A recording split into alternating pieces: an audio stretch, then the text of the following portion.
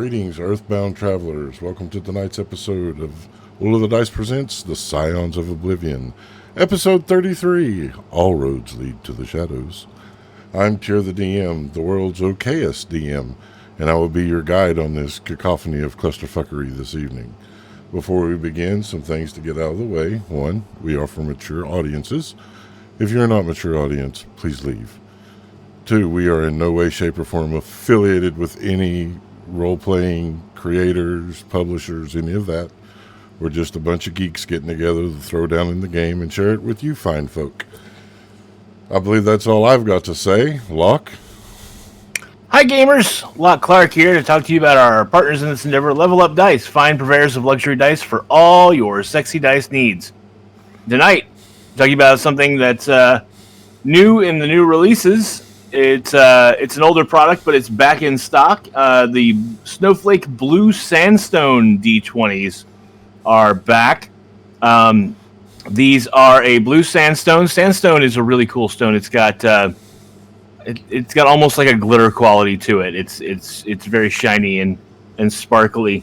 And then these have the snowflake glyphic pattern done on them in white. It's a really striking looking die. The picture, I'm afraid, does not do it real justice.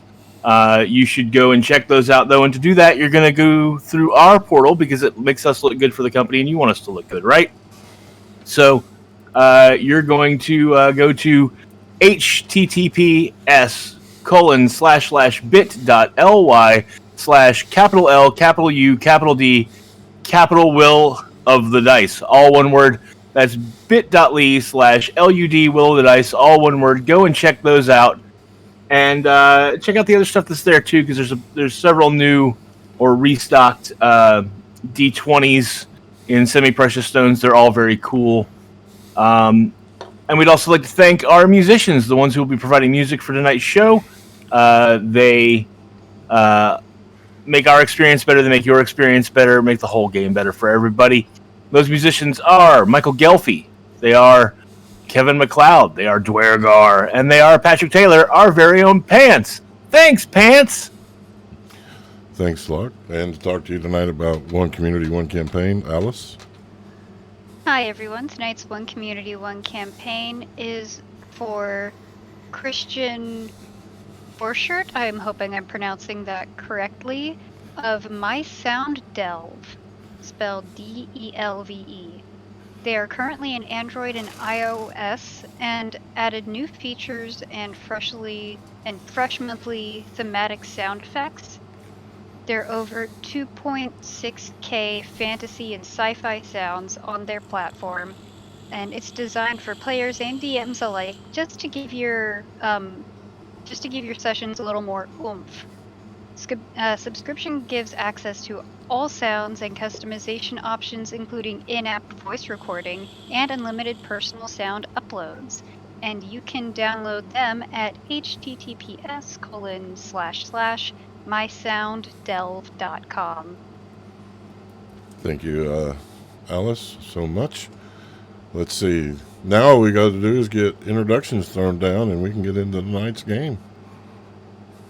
Hey friends, I am John. I am playing your matronly mother, Loxodon Druid Ziraj. Sassy and frassy, protects her babies.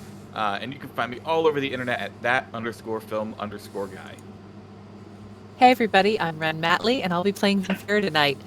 She's the grumpy 5'2" half-elf sorcerer who's become completely disenchanted with this world. With her extra pale skin, ice blue eyes, and long dark blue hair, she's used to being an outsider. Though she has found a family here among this group of odd people. She's awfully fond of her Mama Loxodon. You can find me over on Twitter at Ren_Matley. Hello, everyone. It's me, Patrick, the voice of Tosh, the fallen prince of the Sword of Hope. Akatosh has recently been reunited with his friend, having been stolen out of a sparring match with one Tarios Frostmane, the king of the Minotaur Kingdom.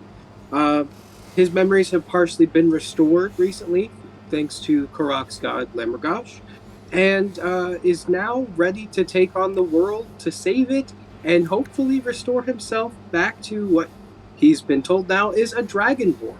And you can find me on Twitter at PeculiarPatrick. I guess you could say he's gonna get set back to factory default. Anyway, hi everyone. I'm Alice, the voice of Dandy Santhy Jelbean Gigglebox Pincushion Monfrey, the 20-year-old gnome rogue with short, fluffy strawberry blonde hair and caramel-colored skin, always dressed in dark thieves' clothes. Sometimes cheery, increasingly dreary, though. She's now forced to make a decision on whether or not she will restore her parents' memories of her and their life before they got to the Lost Isle, I believe it's called. Yep. And you can find me on Twitter, now that I am off of yet another Twitter hiatus, at Cap'n Cupcake.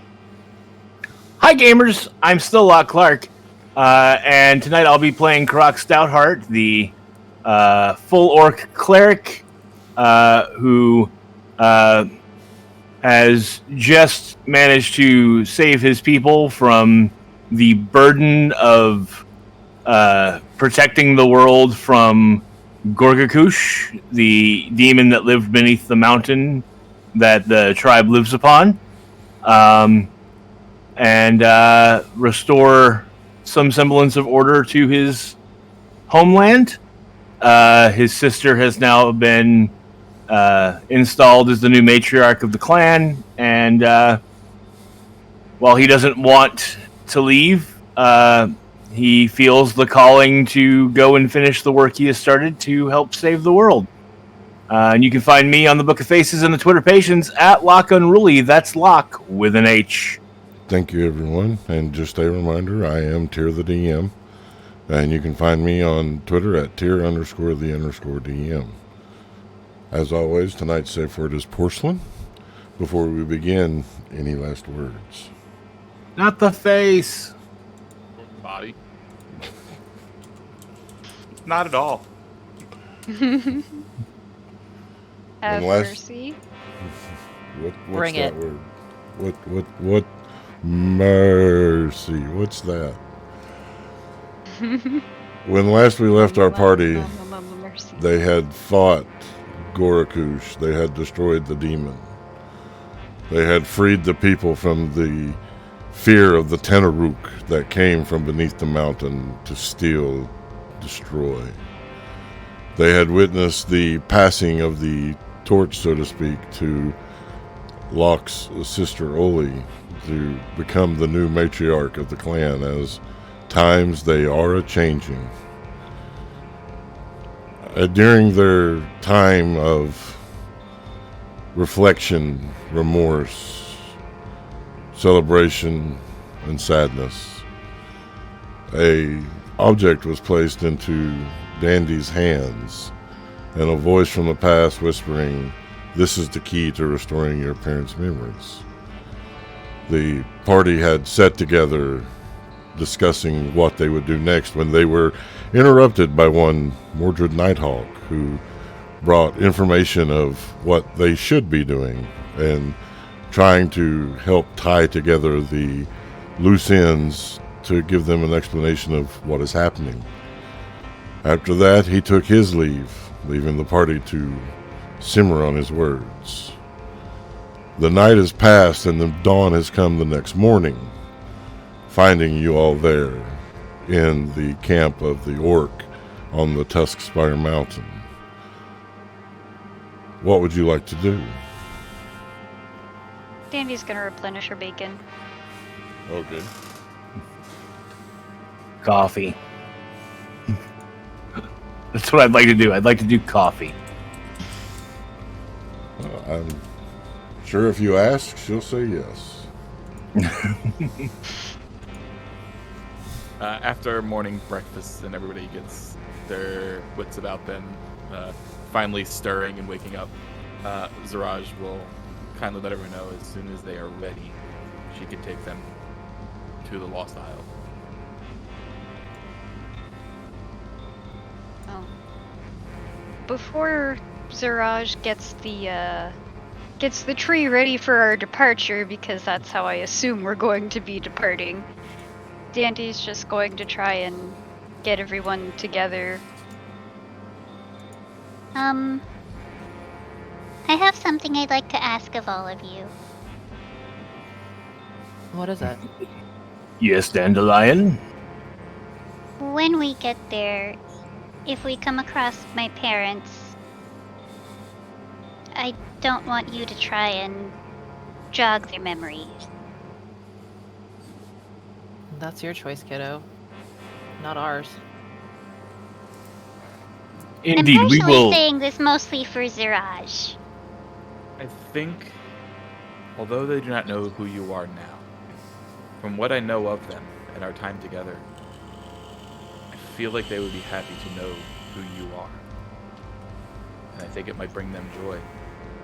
I don't know the circumstances of how they lost their memory of you. That may dwell negative thoughts, but I think overall, having you in their life would be great.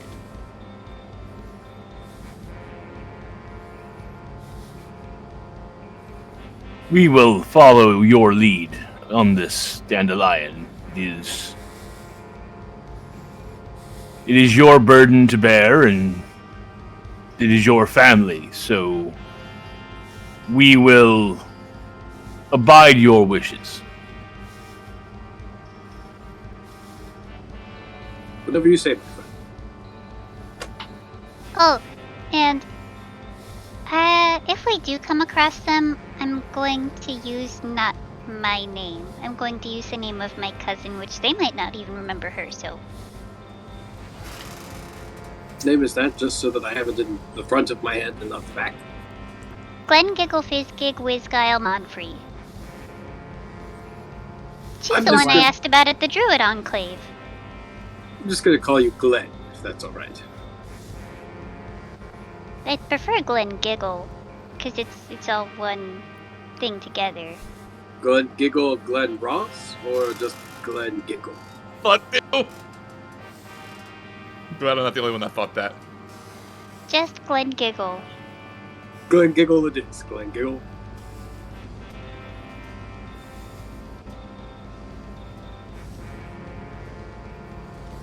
Always be going to the Lost Isle! Hey, that's my line.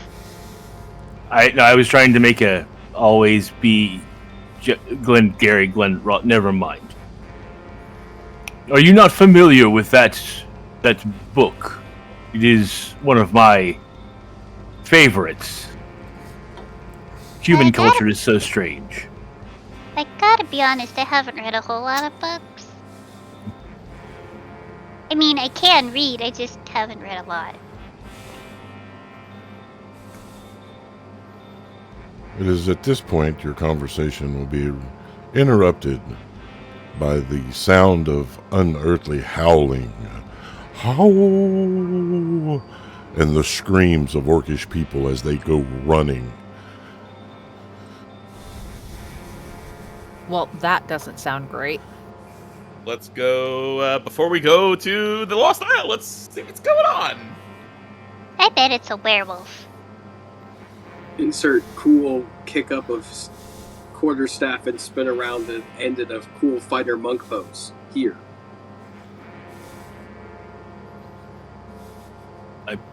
Draw my axe and shield and start heading immediately in that direction.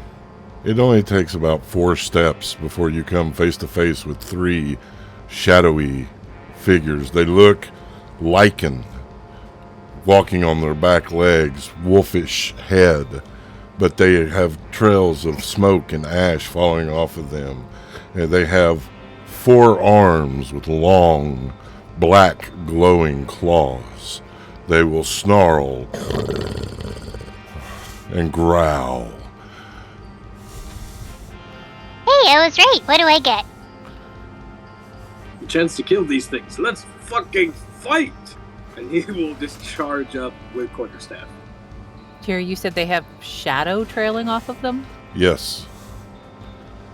So to Penfury, these look like shadow creatures. Yes. Okay. Just making notes. So you're going to attack, Patrick? 100%. All right. Let's go ahead and everybody roll initiative. You can join me in Owlbear. Let's see if I can operate this. Don't fuck me, you stud.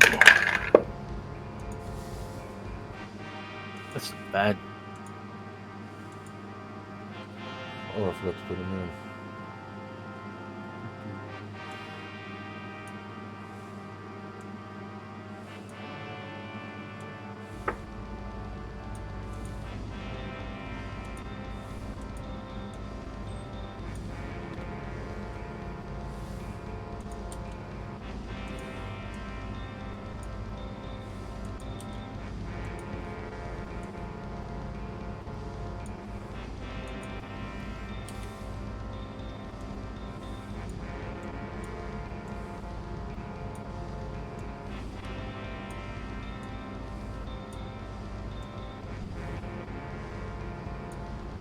Oh, I almost forgot.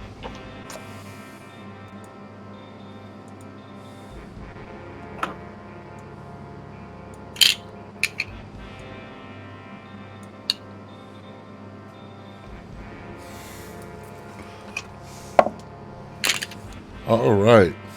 Dandy. 10. Oh, Karak. 13.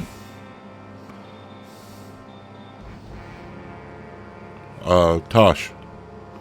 18. Benfira. 17. And Ziraj. 19.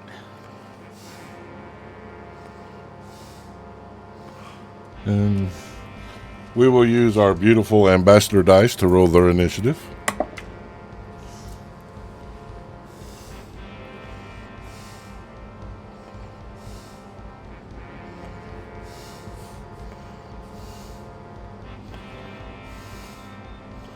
All right.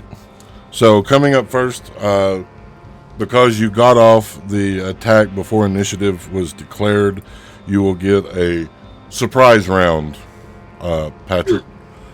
Hell yeah. All right, 2 attacks on this big creature. The first attack is a 19. 19 misses.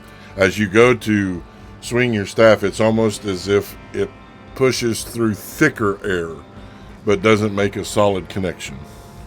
Okay, and then the second attack would be a 16, so I assume that would also miss. That will also miss. All right, stepping into full initiative order, Zarage. And today is a wheel day. Okay. Put down.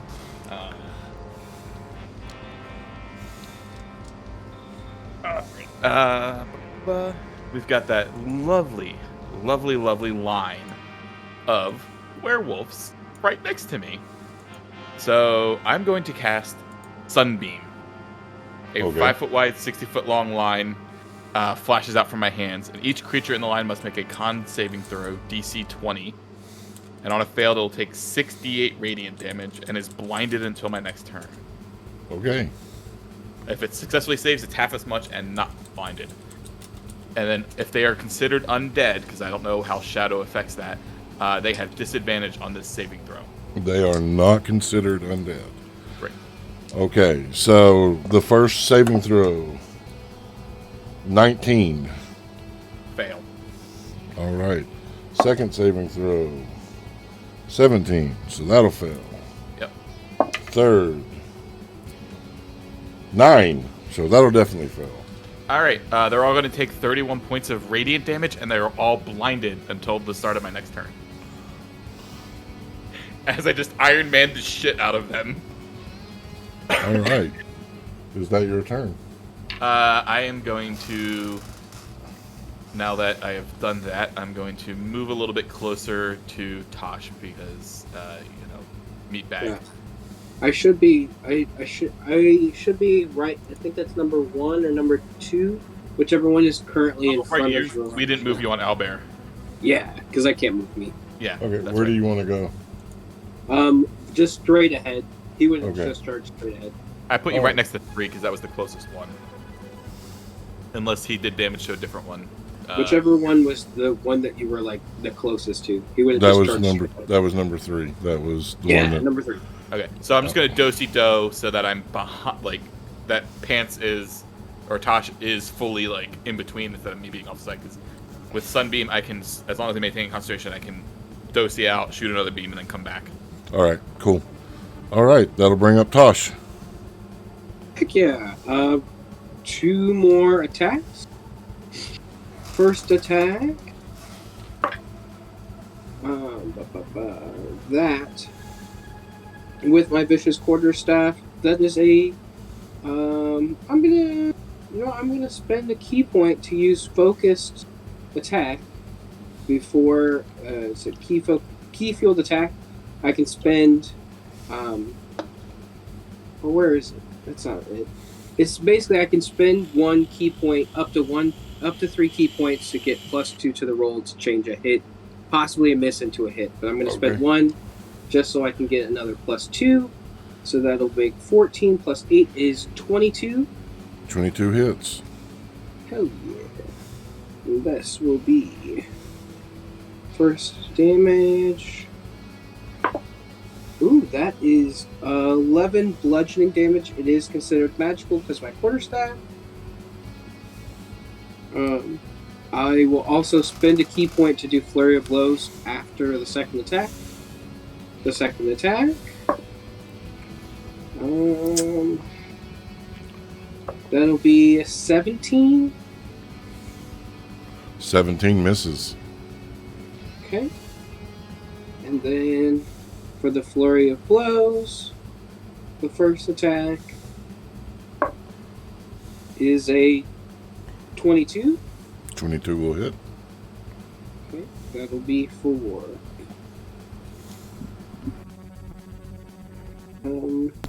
That is 7 damage, and then also I would like to spend.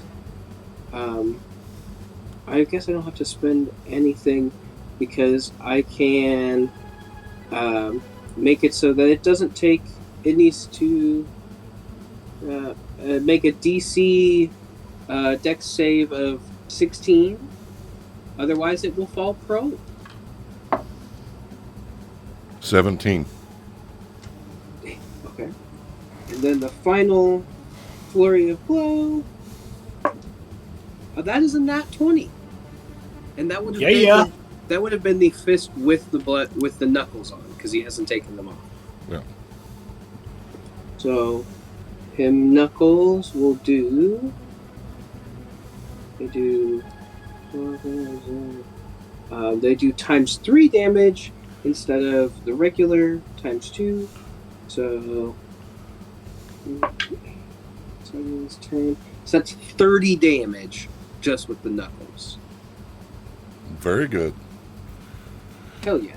Coming in, this muscle memory snapping through you from the only thing you can figure is your past life, perhaps.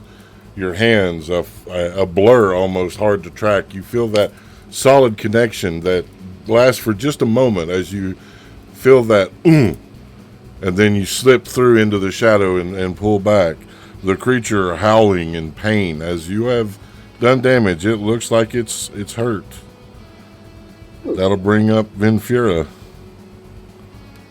Okay, so looking at where everybody is standing, Venfira is going to focus momentarily on Wolves 2 and 1 and aiming for this spot just slightly behind them, but in between, like right in between them, but slightly behind, so that they're both within 10 feet of that, but she's far enough from Karak, she's going to drop a shatter. Alrighty. And So that is a DC 18 Constitution save. okay. 3d8. One fails, there one you go. passes. All right. And that is 14 points of damage for the one who failed and half for the one who succeeded. Is anyone's passive perception lower than 11? No. Venfira, as people have become accustomed to seeing, the shadows will wreath your hands, the energy extending out. You will see, however, that instead of shatter manifesting, the shadows will be absorbed by the creature. They will seem to grow larger. Shit. They feed on shadow. I can't use my magic against them. The one that is number one, while it cannot see, sniffs the air, turning its head towards you. Queen. Shit. It is now their turn. She's looking at Ziraj like, I think I fucked up. I got you, baby girl. Number 3 will be attacking you, Tosh. It will be attacking with disadvantage as it is blind and it does not have blind fighting. Phew. So that is the lowest roll will be a 23 to hit. Ow. That is 7 points of necrotic damage. Ow. Second attack. I rolled, will a 15 hit? I rolled 2 5s. Nope. Just And- barely. And we'll go for the bite. Lunging up, biting. That is a 23. Ow.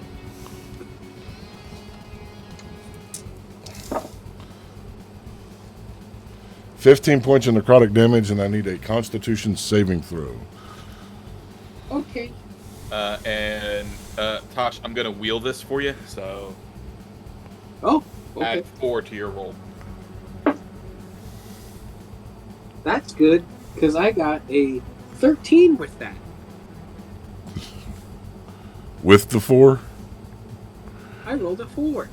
you pass. Yay! Good job, Cosmic Omen. Number 2 is going to attempt to find Karak. I'm going to roll a perception check, as it does have sense of smell. That will fail, so it will still crouch where it's at, sniffing. Number 1, knowing where Venfira is, will charge and attempt to grapple you, Venfira. I need either a athletics or an acrobatics. I think I have +0 in both of those. Let me see.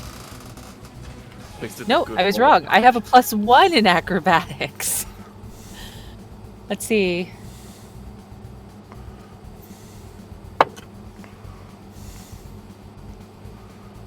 Four?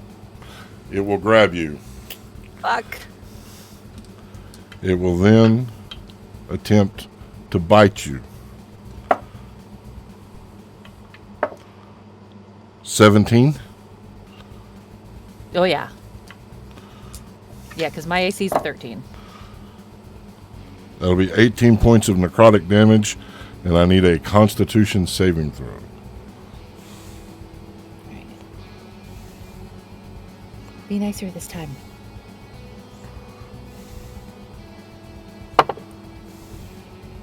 What's that? Oh, that's a 19. On a All right. die. And I have +8.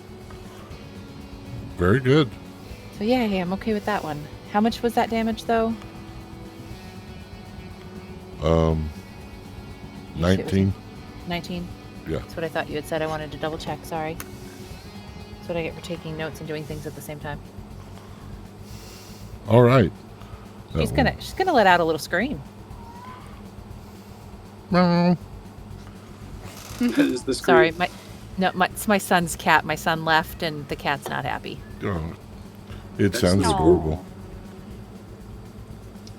That will bring up Karak. Okay, well, I had a plan, but then other things happened, which have thrown that plan entirely out the window.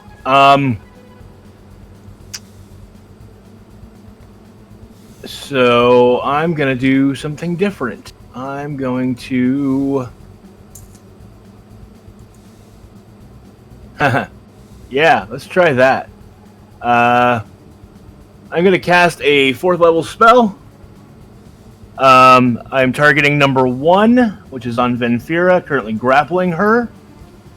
And I am going to attempt banishment. Oh, shit. Let me pull their stat block back up because I don't remember what their charisma is, and it's a charisma save. It is, and that's a DC 19, please. Yeah. And that one will disappear. Woohoo! I have to ask because it's Tyr. Did I vanish with it? No. No. Okay, No, it's Tyr, so I have to ask. Well, let me. I can tell you why the answer is no, and just for the audience's edification, because when you upcast banishment, you can add more targets. The spell reads, "You may send one creature that you can see within range to another plane of existence." So I can't send 2 creatures, only 1, which is why I did that. So now I just have to maintain concentration for a minute on it. Yep. And yeah, and I'm gonna take movement. Helps if I have the grabby tool. And I'm gonna place myself between Ven and the other 2. All right.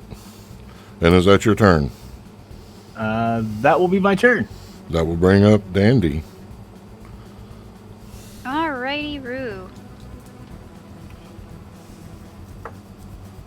So Dandy's gonna do the smartest move that she can here. She's gonna go up to number 3 for the good old stabada stab.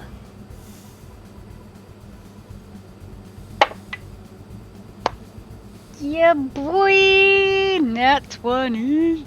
Whoop whoop. What are you stabbing with? Rapier. Is it magical? It is not. Okay. Thank you. Just needed to know. So I need that. Then I need these 3 and these 2.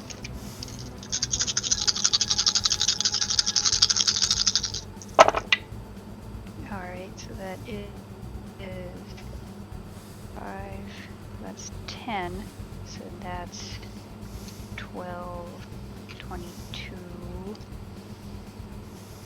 23, 24, 25, 26, 27, 20. Yeah, 27. Wait, no, 27 doesn't make sense. 6 times 3 is 18. So that'd be 28 times 2. Hold on, I need my calculator real quick.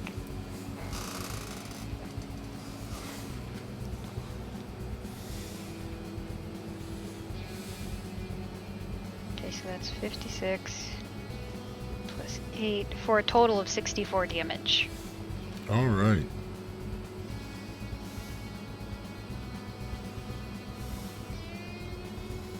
That one will fade to ash. Woohoo!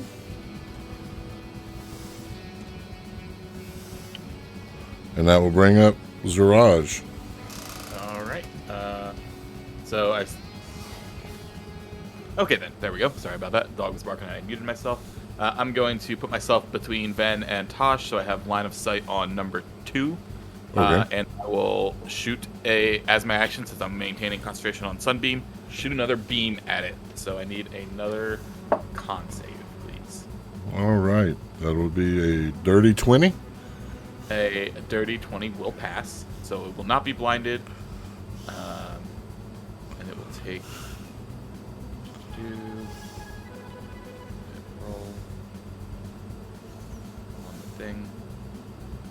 No, it did not roll. So 1 second. I don't have that many d8s on me.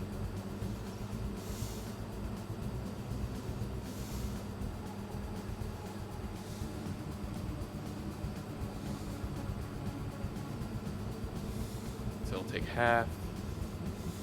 So half of 32 is 16 points of radiant damage. All right. And It then will howl at the radiant damage, but as its eyes clear, it will snarl. And then I will put myself on the other side of Kurok and Ven to kind of bubble around her. All right. That will bring up Tosh. All right, Tosh, seeing that the threat in front of him is dissipated, he's going to use his movement to go charge towards the last one, number 2. And we will attack it with my 2 attacks. Coming in first with the quarterstaff. Da-na-na-na. Ooh, that is a 27. 27 hits. Yeah, magical bludgeoning. That will be for, I believe, 8 damage. Yes, and I'm going to spend a key point to try to make it be a stunning strike. He has to pass a con saving throw of DC 16. Otherwise, he is stunned until next turn. Hell yeah! With him being stunned, does that mean now all of my other attacks have advantage on him? Yes. Hell yeah. Right, so the second attack from the quarterstaff with advantage. I'm going to spend 3 key points for my key focused attack to get +6 to the roll. Let me just get rid of those points real fast. So that will be 15 and 23. 23 hits. Oh yeah, that'll be 10 bludgeoning magical damage, and then spending another key point since I landed the attacks. Flurry of blows. First flurry of blow at advantage. 17 Misses. Okay, and second flurry of blow with advantage. That is a dirty 20. Dirty 20 just hits. Hell yeah. And that'll be for 9 damage. The second one being the fist, so it is magical bludgeoning. And then since I hit him with that, he needs to make a dex save of 16, otherwise he falls prone. That was cocked. He's fine. And that is my whole turn of attacks and charging up on that motherfucker. All right, Venfira.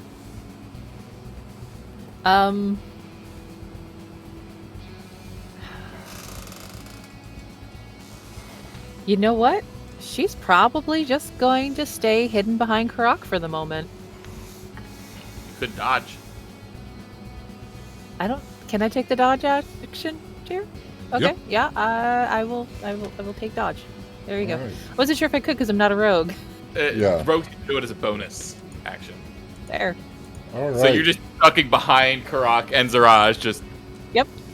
I'm hiding behind mom and dad. Kurok. Cool. I'm going to I'm going to bonus action healing word at we'll do that at 3rd level to Venfira. I'm just going to roll that in Sorry, you cut out DDP. for me. You cut out for me. What was it? I'm healing word at you to give you back some hit points since you just got bit.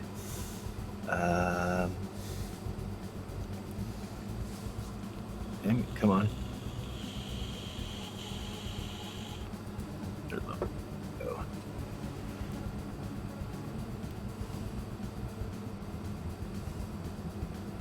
So you get 13 points back. Mark that spell slot. And then I'm going to take my movement, and I'm going to dart forward 15 feet to the creature.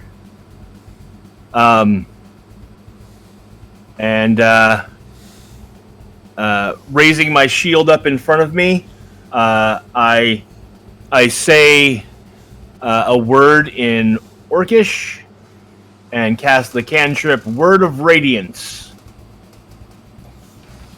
That's a DC 19 con save, please. That is a 7. All right. So 1, 2, and 3. So that is 13 points of radiant damage. And then I will use my other 15 feet of movement to back up to exactly where I started and continue shielding for Venfira. All right. Dandy. Alright, let me just check real quick how far this thing is. Plenty of movement. Again, Dandy's gonna move up and go for the good old stab with her non-magical rapier. That is an 18. 18 misses. In which case she will take her last little bit of movement to disengage. All right. That'll bring up Ziraj. Right, we're gonna go ahead and shoot another beam at it. I'm going to kind of do-si-do in front of Karak, just so that way he's not in the line of fire. Tosh is far enough outside of it, as is Dandy. So another 60. I need a con save to take 68. All right. That is a dirty 20 on the con save. All right. 68 is 36. So half of that is 18. 18. And that will finish that one.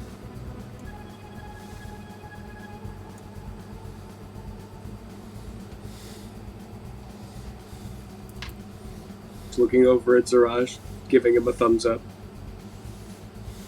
He acknowledges and raises her trunk up to you. Gets a big goofy smile, shakes his head.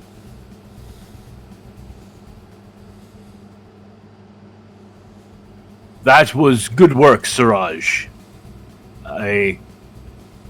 After seeing how effective it was for you, I had intended, while they were still in a line, to move to the other side and catch them in a crossfire, because I also now have that ability. Great. But then they stopped being in a line, and it seemed more prudent to take care of the one that was on Venfira. And a wise decision that was. And I'm going to hold that concentration for a minute here. Alrighty. And since I assume that that creature is not native to this plane, it doesn't get to come back after a minute. It does not.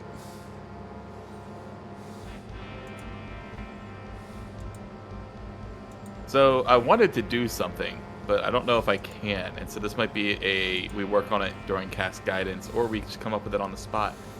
But I feel like planar binding should also work on humanoids, not just elementals, fays, and fiends. Like, I wanted to cast planar binding on Venfira and lock her here. Right? Like, I feel like, and like, obviously that puts a wrench in all of your plans.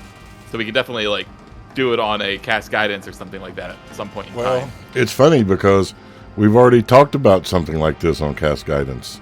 Have we? Yeah, me and Locke talked about it, not this past one, but the episode before that. About spell modding. Yes. Yep. So here's what I need, Ziraj. I need an Arcana check. All right. It's going to be an incredibly high DC. I'm going to wheel myself then. Come on, dice, don't fail me now. All right.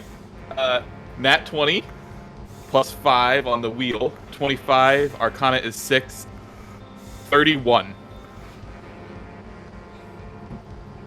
The rush of panic and fear for your adopted daughter, Venfura, fueling you, you are able to cast Planar Binding in a one-time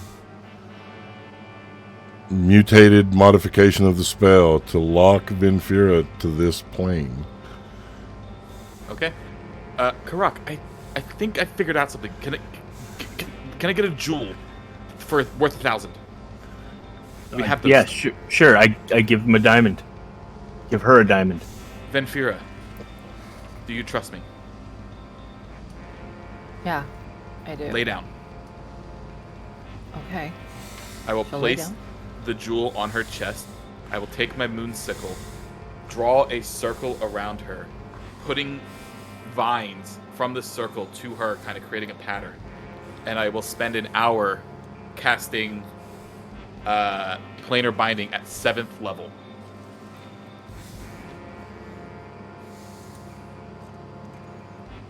All right. Most benevolent DM.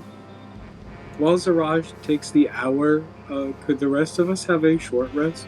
Yes, I will allow that. And after the short rest, I will gather everyone near me, and I will make sure that that I am next to Ziraj and Venfira, and I will sit down and I will ritually cast Mass Death Ward on the group.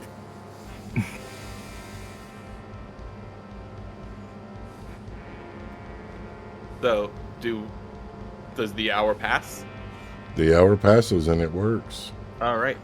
So, for those of you listening and watching, the instructions I will give Venfira is to live her life as she normally would, doing all the things she would normally do, and call me mom. Now she's bound to do that for the next 30 days. Because I upcast it at 7th level. So you cannot leave this plane of existence for 30 days. Like, not at all, right? A bound, so... If you're on another plane of existence, it returns to the place where you bound it and remains there until the spell ends. So if for some reason you were to get pulled to the Shadow Realm, you will show up right back here at the camp.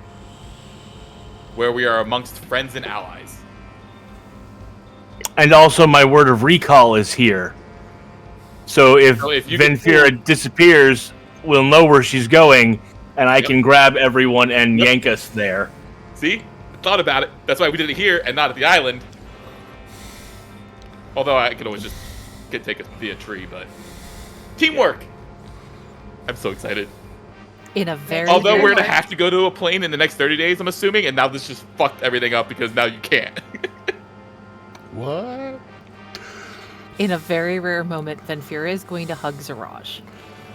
Zarage gives her that warm embrace back because we've been dealing with this threat of, you getting pulled to the Shadow Realm, and just to even give us a month of us not having... We can still fight off all the people that come, but to know that they cannot steal you away, and that I have given you that peace of mind as a mother, it was the best thing I could have done for you. Thanks, Mama. I got you. But now we can't go to the island today. Because that blew my load. Kinky. Phrasing. I chose those words carefully. And technically, if we need to break the planar binding because we have to go to another plane, I can do that.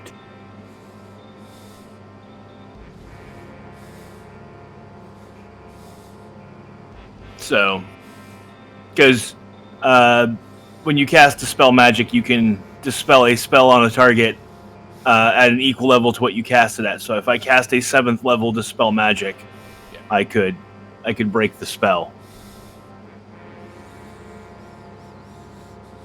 Anyways, so what do you want to do in an orc camp for another day? Because we're not going anywhere. Well, I guess this means that you can actually see our sister installed as the matriarch. Yes, that would be lovely. Time to hand out more cucumber soup. Chowder. Today, soup. Nice cucumber broth, some floating steamed cucumbers. Ventura, I need a perception check.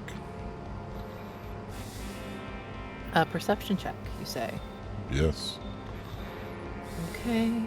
I need it from Ziraj as well. Is it something that I would possibly be hearing coming No. or smelling? No. I have an unnatural 20. And I have an 18. The wound here on your shoulder where you were bit is not closing, even after Karak did his magic. But it's Vanfira, so it's also not like bleeding in an obvious way, so Right. he's gonna kind of reach up and touch it. This doesn't feel right. Oh, that's not good. Can I medicine check to see what's going on with it? Sure. May I assist Zarage in this medicine check, as I am proficient in medicine? No Okay. need, 'cause I got a nat 20, so that's 25. It's nice. I like this nice and I know. You were staying nice and centered right there. The shrine. Here, I'll even put you up on a pedestal. You get a little pedestal for this die. There you go. Don't give it too big of an ego. No, but he's teaching the other die. Look what happens when you do good. You get rewards. Right, it's positive. Instead of, dice jail, the negative reinforcement, I'm trying positive reinforcement. I don't send mine to dice jail, I send the dice to rehab. Okay, so, it's some sort of magical wound. It's not healing, and it should have. Karak, I'm good Yes. with the medicine in, more of a holistic way. You've done stuff more in the patching things up in the war on the battlefield. This wound is magically not healing itself. Is there something that you have up your arsenal? I believe there is. Hopefully. Where is that spell? There it is. Here, I'll cast Greater Restoration on Venfira. Okay. The wound will heal.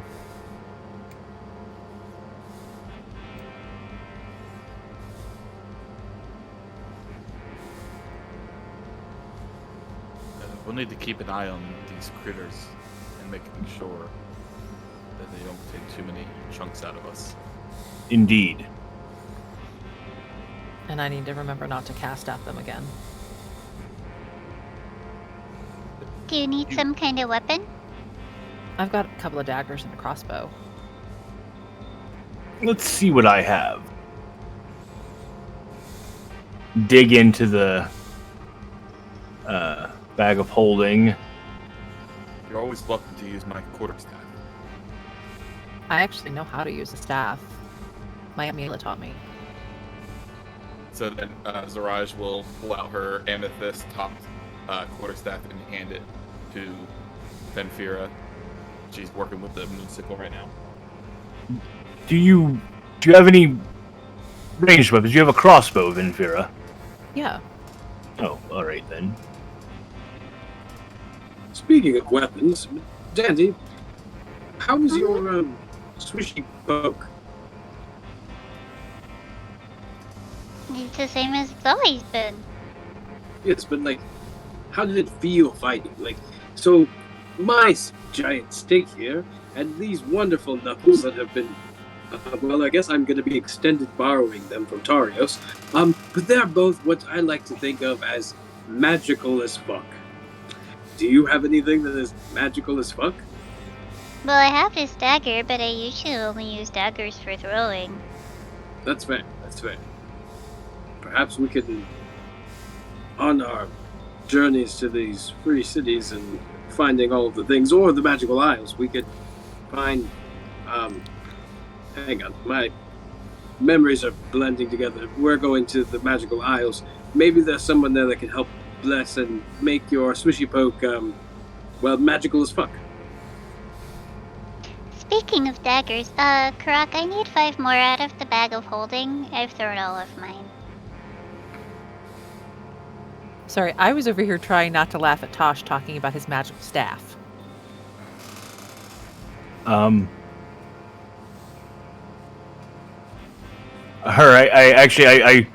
pull out 5 daggers and I'm like, these are the last ones I have in here. I thought we had gotten a bunch. We had a small stack. We didn't have that many. So, you've now cleaned me out of daggers. Well, good thing we're in a place where we can buy some more. Yes, yes, perhaps. Well, we'll see what my people have. But what's his name over by the entrance might have something too. Yes. Perhaps they have bone darts, and you can use those instead of daggers. Darts? Like throwing, like they're like star-shaped and you throw them, or like the knife-shaped but they're lighter and thinner and throw them and they're meant for throwing. No? Anyone? Just me? Okay, well. I'm gonna go serve cucumber soup now. They don't do a whole lot of damage. Karak, Yes. you will feel the bracelet tighten. You will feel pain course through you. Pain enough to drop you to your knees. As you hear wailing. The sound of horrible wailing and gnashing of teeth. The sky for all of you will turn darker. It had that crimson hue, now it's blood red, deep dark red. The clouds almost fading away.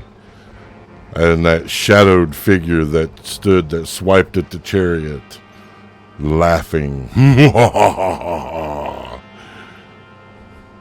My time draws nigh.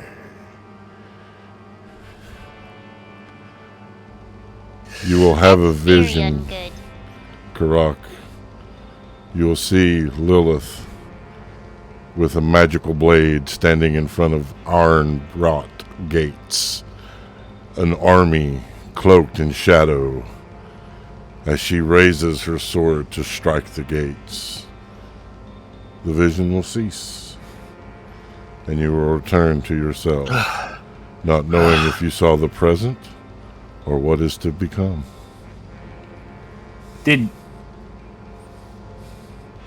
Before I ask the question in character, let me ask out of character. Did anyone else see the big shadow figure besides me, or was that part of the vision? Okay, that was everybody saw the big shadow figure. Okay. Did anyone else see the big shadow figure in the sky speak, or was that just me? No, definitely saw the big shadow guy. That was I didn't hear him speak, but I saw him. Oh, and did anybody else see Lilith and the army and the...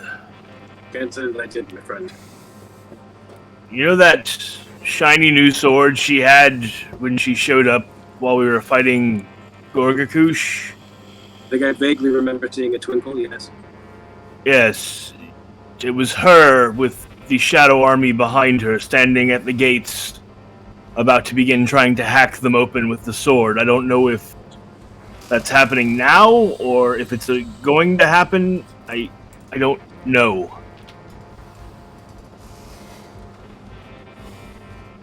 This is my punishment for choosing the needs of the one over the needs of the many.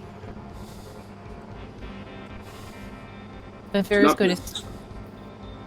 is going to speak in Infernal. Hey, Shadow Guy. Yes, mistress. I need you to look into Angermora. I cannot, going on there? mistress. You can't? I cannot. You could before. What happened? I do not know. I think only you have the power to look in there now. I don't have a way to look into Angermora.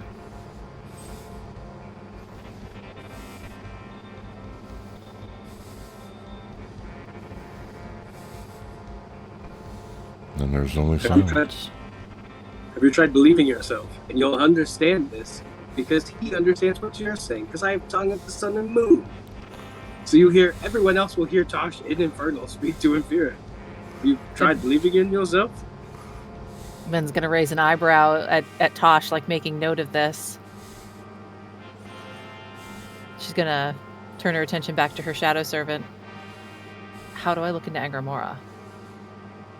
The tiara, mistress.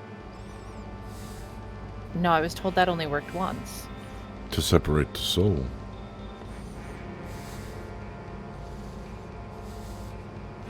She'll switch to common for a moment. Hey, Karak, Yes. do you still have that stupid fucking tiara? Yes. I dig in the bag, pull out the tiara. She's gonna take it from him, kind of look at it. I really don't want to do this. Take a breath and put it on. See what happens. Time and space peel away. It's as if you have traveled millions of miles in but an instant. And you stand looking through the gates of Angermora, those black wrought iron gates that seal in the shadows.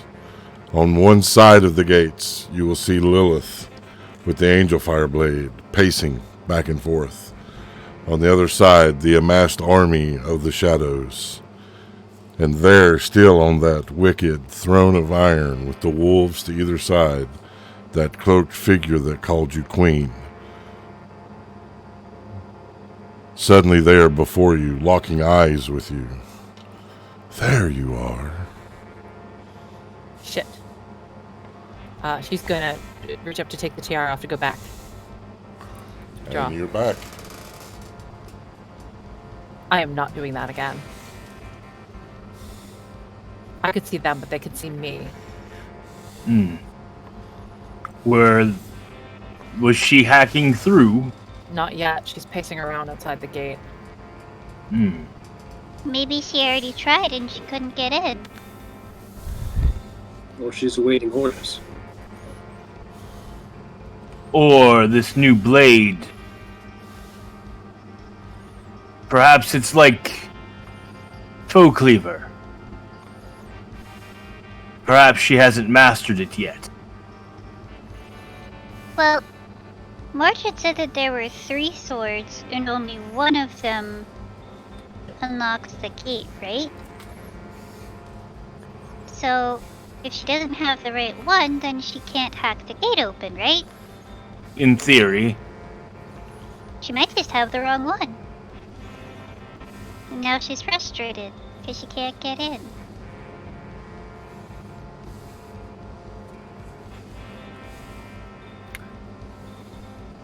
What I'm going to suggest next is mildly dangerous, but we had already discussed trying to parlay with Lilith when next we saw her, to convince her that she shouldn't blindly be following Zakez or Dave or the Prince of Angermora. That if she were to take the mantle and be Queen of Angermora and kill the prince, then she could rule and Venfira would not have to go and sit the throne. Karak. She's gonna stare at him. What, I'm offering her as a replacement queen? Yeah, I thought we weren't going to discuss that. I look at Venfira. I didn't say anything they didn't already know. You are the one who was pointing out that there was something more to what I said. No, you just said that so that Vampira wouldn't have to sit the throne. They didn't know about that. No, they knew that he wants you for the queen, which is what they would have all inferred based on what I said, not that you would have to sit the throne if he dies. I didn't let that cat out of the bag just now. Someone else did. I don't understand what you're... We already know all this, Vampira. I'm confused. Don't worry about it. I think I mixed up my signals. I'm just a little shaken. Sorry. Understandably so. Right. So, to prevent the prince from taking Vampira as queen, we had discussed, all of us, trying to get Lilith to assume the title, take the throne. Maybe that's why she was at the gate. Well, we haven't presented that to her yet. She's a pawn for Zakez and the others. And my suggestion is that perhaps I should start sending to her, messaging her to begin planting the ideas. But if I do, she might decide to show up. So it's a risk. I still don't know if we can trust her. Yeah, I don't think we can trust pretty much most people, honestly. What you're suggesting is that we basically play matchmaker with the throne of Angramora and Lilith. That is, we introduce her to the concept and her get together and they think on it and sleep on it, and then she eventually decides that she's either going to continue to be a pawn for 3 big bad guys, or she's going to be a smaller pawn on a bigger game board.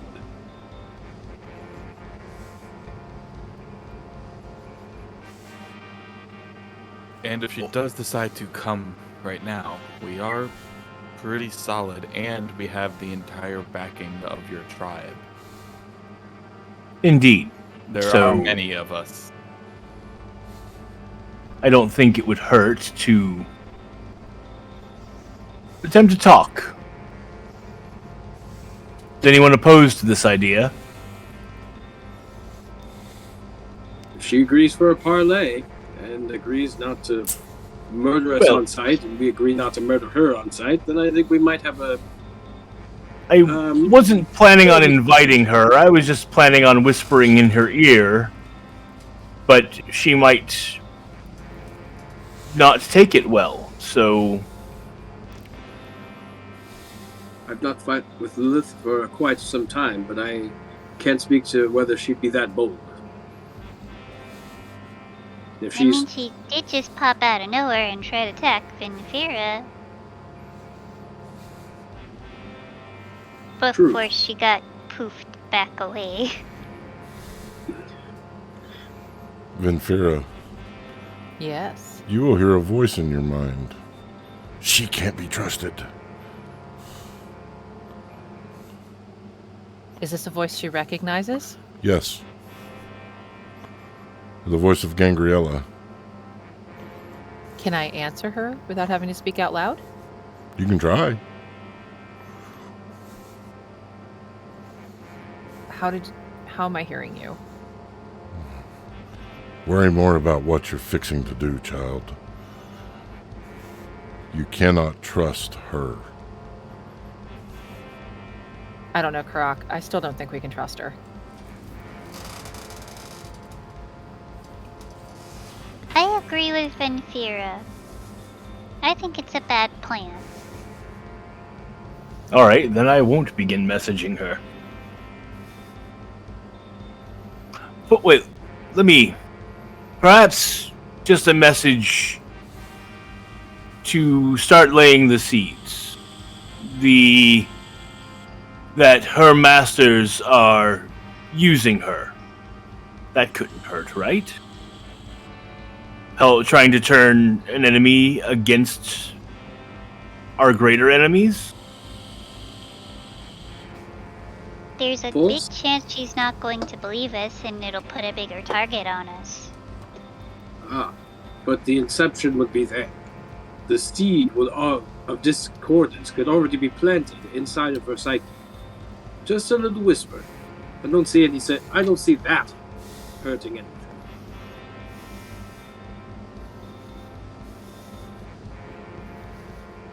I mean, you're a little younger than me, but you're still technically an adult, so I mean, it's not like I can tell you not to do it. Plus, it's magic. I can't stop you from doing it.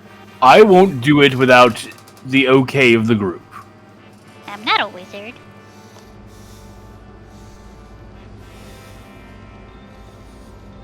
I just don't trust her. I'm not asking us to trust her at this point. I'm just trying to sow some discord in our enemies. Yeah, her mind is fucking twisted and broken at this point. Don't know. The only thing that we can trust is that we can't trust her. I say, we give it a shot. If it pushes her one way, so be it. We'll deal with her when she comes.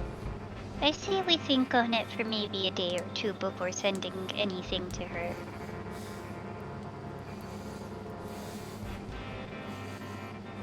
Ziraj, you've been quiet. See the merits of both, the good and the bad. If we talk to her now, we could hopefully put one of our fights to the side, or at least delayed, and focus on the other. But right now we're fighting a war on two fronts. We're dealing with Lilith and dealing with trying to wake the primordials. We need to decide one or the other. I don't know that we could do both. So if we talk to her now, or talk to her in a couple of days, that might at least buy us time to deal with things. Do I know if that's the best outcome? I do not. But that is the way fate works. Sometimes you make a decision or it is the wrong decision and you live with that for the rest of your life. But That is a great point. Which one? I take out my ritual supplies and I sit down and I cast Commune ritually. You will feel the presence of Lamergosh wash over you, that warm embrace of the divine as the world falls away. It is just you and your goddess joined in communion.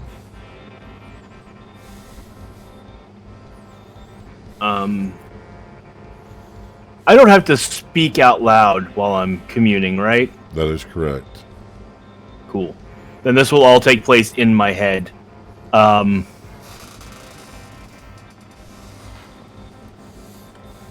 Lamergosh.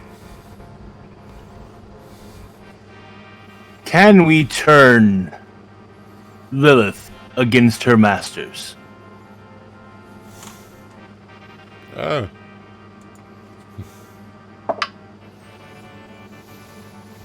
I do not know. She is shrouded in shadow. Not even I can see her.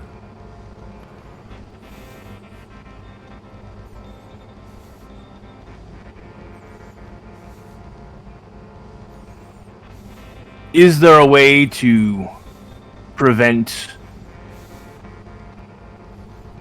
even if the prince should die, Venfira from becoming Queen of Angramora? Yes. Is making him choose another bride the only way? No. I don't remember if I get 3 or 5 questions. I thought it was 3. I think it's 3.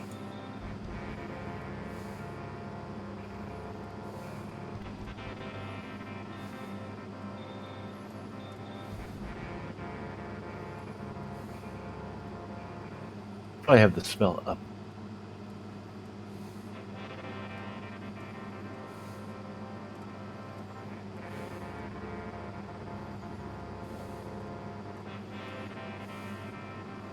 I don't see it on your spell sheet.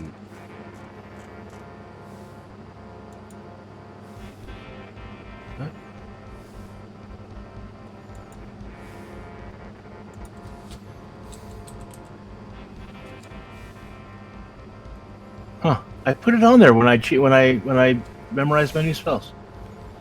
Weird.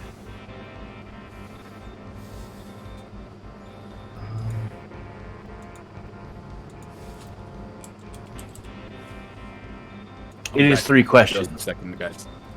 Yep. We're going to go ahead and take a break. I'm floating.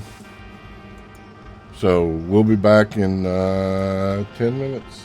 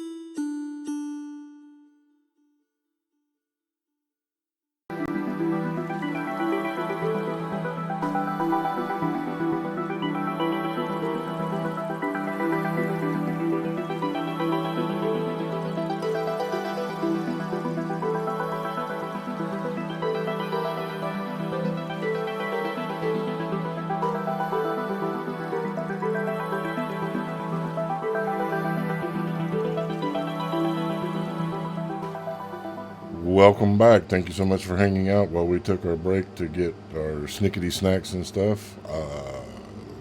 Before the break, the party had fought creatures of shadowed origin that they are unaware of what they are. They had gazed into Angramora after Karak had a vision of Lilith cutting down the gates to see Lilith pacing back and forth between the gates, or in front of the gates. They had discussed trying to turn her against her masters. Karak had communed with Lemergosh to try to find some information, and an old voice popped up somehow in Vinfira's head. This is where we resume. What would you like to do? Just for the record, real quick, I figured out what happened. I leveled up on my phone, and my fat fingers hit the spell next to commune, not commune. So I have fixed that on my sheet. Yay, fat fingers. Those pinky dippings. Well,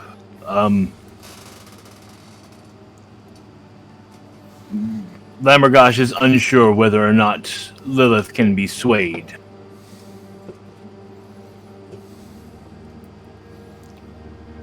So that wasn't much help. It appears that Lilith truly is a wild card in this situation.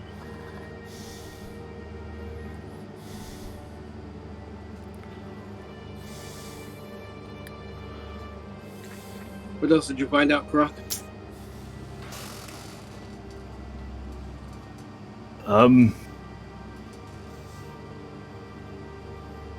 Not much that's of use, unfortunately.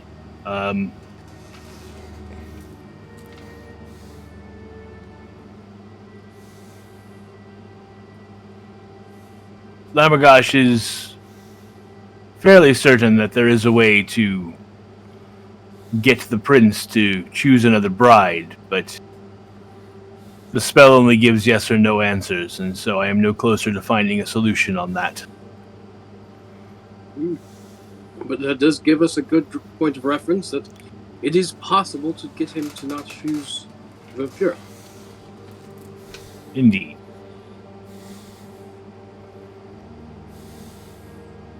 So it still begs the question, do I attempt to message Lilith or not? I don't know. It seems risky.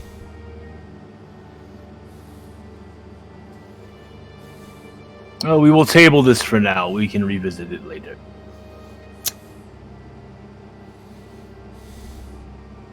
So what are we doing the rest of the day? Dandy needs daggers. I'm gonna serve soup to the people. You know the cauldron makes more than soup, right? It does? So many cucumber possibilities. Ha-ha!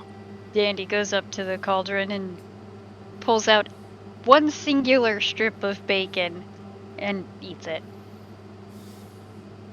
And then she'll pull out another and hand it to Mila and pull out another one for Honey.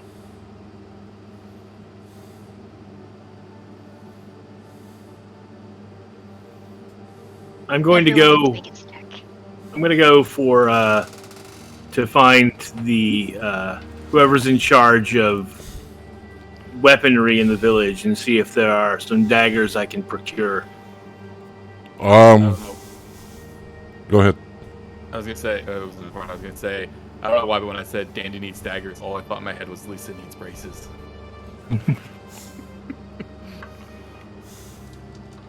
For us older folks out there. You're able to get 3 bone daggers.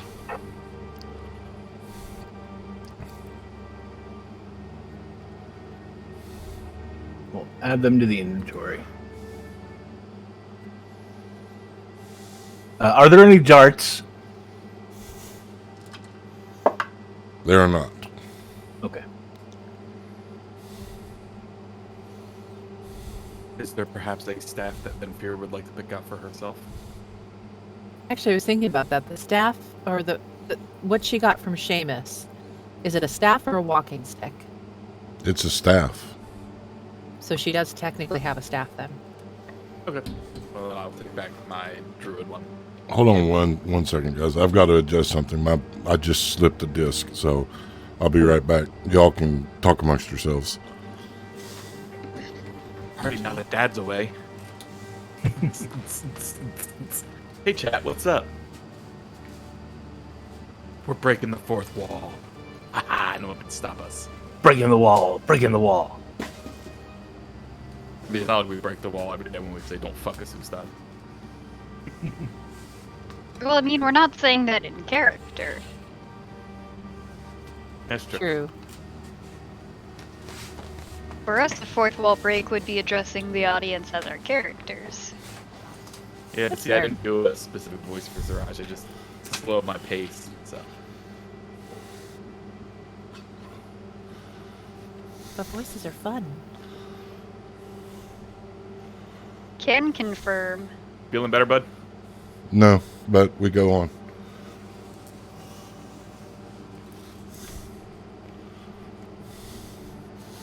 So what are you guys doing?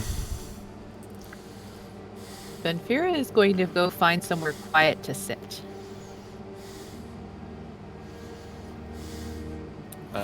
Ziraj lets her be, knowing that she has now put basically the magical equivalent of a child leash on Benfira with a little monkey backpack. The little shadow puppy. It's been a while since we've seen the shadow puppy. Yeah.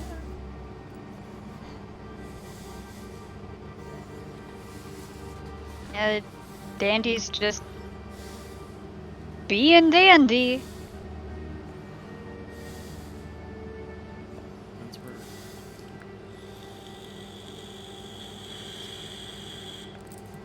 Probably trying to teach the younger people of the village how to be sneaky sneaks and stuff. I don't know. She's a bad influence. Don't let her near children. All right. I mean, if they speak common, then it'd be likely to teach them cussing if she was hanging out with them, so it's probably best that she's on her own at the moment. Actually, Tyr, while Venfira is sitting by herself, can she attempt to talk to the voice that was in her head? She can. Can you hear me? I can. How am I hearing you? They told me you were dead. I am and I am not. Just gonna think on that for a moment. I do What not does that know. mean?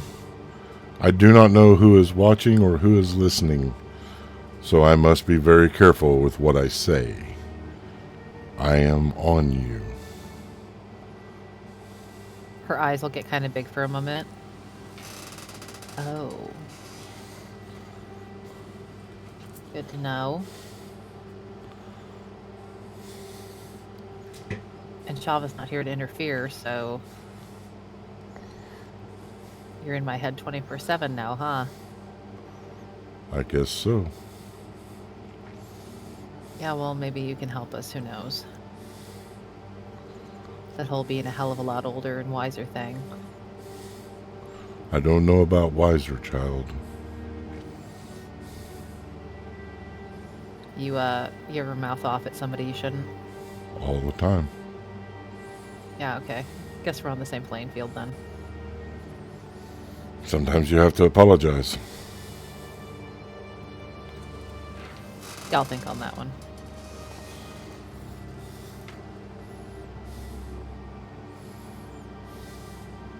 So, got any ideas? No. Well, one. I'm willing to listen, because anything sounds better than marrying your fucking brother. I need everyone but Venfira to please earmuff. Kitty! Kitty. You're a kitty. Kill the bastard and take the throne for your own. Are you serious? Someone has to set the throne. Why not someone that cares about more than just themselves?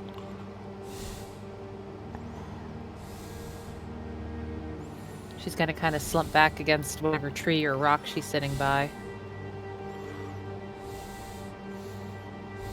I can't believe I'm even considering this. There's another thing, but it's Well. risky. Oh, and like any of this shit isn't? You could try resurrecting me. How do I do that? Do I You need a have to get cleric my or a body. druid? Well, where's your body? Angramora. Fucking hell, I was afraid you'd say that.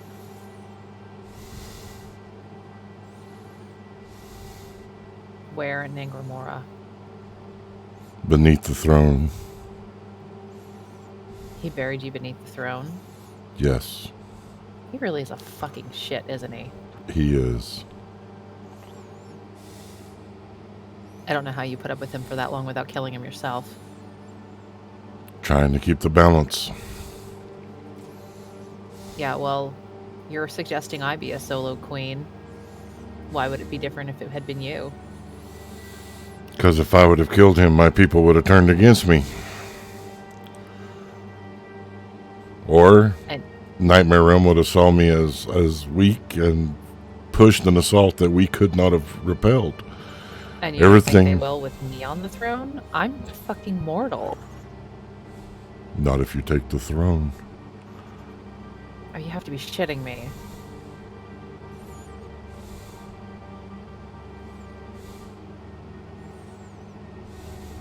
It's a lot to fucking process.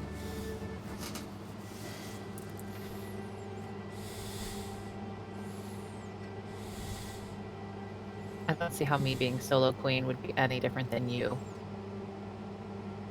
In that respect. The circumstances that were placed upon me that placed me on the throne, we were placed there together. So the balance had to be maintained. But I am dead.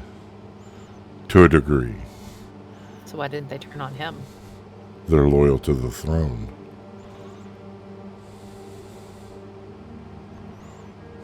But they wouldn't have been loyal to the throne if you were on it by yourself? Again, it's the balance. Had I destroyed him, I would have destroyed the balance that had been created when I was placed on the throne. You will create a new balance if you kill him and take the throne. Or if you resurrect me, then I'll find a way to create a new balance. Oh. Alright, I gotta figure out how to get your body. And how to find a cleric or a druid who can do it. You have I one know in I your can. party. She's gonna kind of stop and think. Croc can do that, can he? And if he can't, the large one can do something similar. It would still be me. Works for me.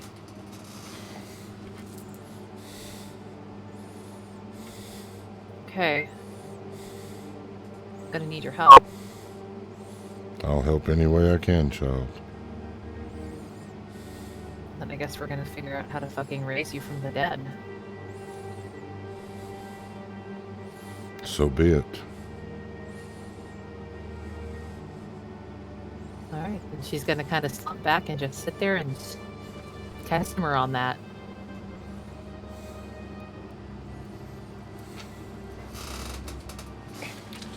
Come back, Locke. Okay, yay.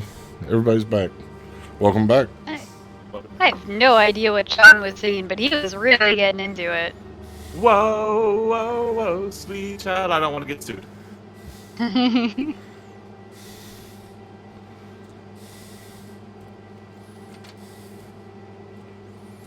Is there a I was moment- singing Surface Pressure, by the way, because that's Oh, what's in surface my head. pressure slaps so hard. It Was really there a does. moment earlier though when me, Locke, and Patrick were all doing Phenomena?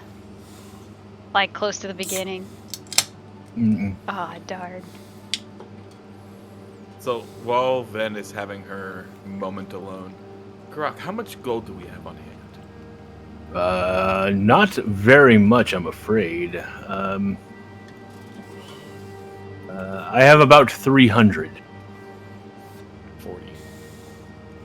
I'm getting to the point where I'm going to need costlier and costlier components, including forks tuned to different planes. Wait, what happened to all the money in the bag of holding? Do you know how much it costs to revive you guys? Yeah, we still have plenty of diamonds. I could probably trade some of that for coin. Do you know of anywhere in your tribe that deals in magical components? Do I, Tyr?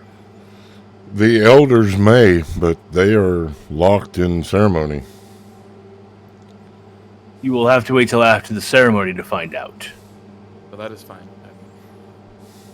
And Is there a very good sculptor in town that I could pay 500 gold to, or a diamond that you would know of?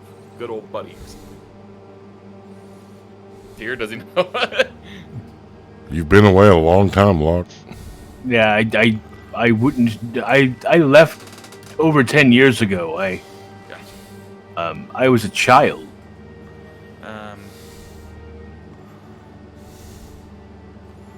Tyr, as a DM, if two players have a spell on their spell list that have a material component that has a cost, but it is not consumed, if they are not casting at the same time, can they share that one component? If it's not consumed, I would allow it. Great, so I don't need to get, because I also have some in Draconic Spirit, but it needs the dragon that's image that's engraved for at least 500 gold. Which I'm assuming Ven now has. She's cast it. You know what? I always forget about components. That's a fair point. Alright, If I'm you going to have find one somebody to too. go carve us a really cool dragon statue, and I'm going to pay him 500 gold for it, or equivalent jewels thereof. So, I will... Can I borrow a diamond worth 500? Let's see. We're actually. I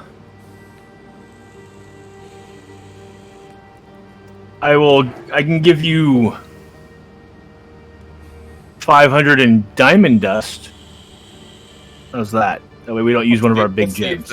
I'll see if I can wheel and deal in that. And then I'm going to spend the day trying to find an artisan to make me a... I'm going to actually do a statuette, because that will also work for a different spell that I have that has the exact same... because one is something that resembles a dragon, and another one is specifically a statuette of a dragon, but both are worth at least 500, and neither of them consume it. So I'm going to get one that kind of pulls double duty for that spell. And I will spend the day trying to find somebody that can turn around a dragon carving for 500 gold in less than 24 hours. Give me an investigation check. Give me an investigation I'll help check. with that. You said you're helping? Yep. Ruby and Zoisite for the win again! 21. Blackjack. Wait. Normally wrong this game. dice fails me every fucking week, but today it is fire. All right. So you find the artisan, you make a deal, and you get your statue. Wonderful. Very nice. Very nice. Very cool. Any other business before the sun sets and the sun rises? I am good. No, I enthusiastically attend the ceremony where my sister is properly elevated and named matriarch. It is still ongoing, behind the hidden, within the thing of the elders, but you do go. There are many there that will clap your back, and your drinking horn will not be empty, as you have returned and saved them. Horribly drunken songs will be sung about you that make no sense, but you're drunk, so you are encouraged. I imagine at the end of the night, like I stumble back to my tent, humming nonsensical lyrics about myself that people were singing. Maybe adding a few that also make no sense. I get it wrong, but no one notices because the words didn't make much sense to begin with. And you're all drunk anyway. And so the night will pass. You will sleep and rest. You may all take a long rest as morning comes.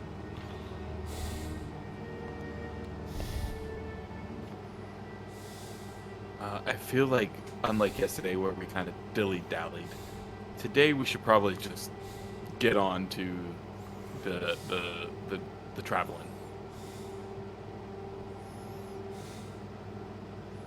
Anybody disagree? Alright. Nope. So we gather our things. I will lead them over to a large tree.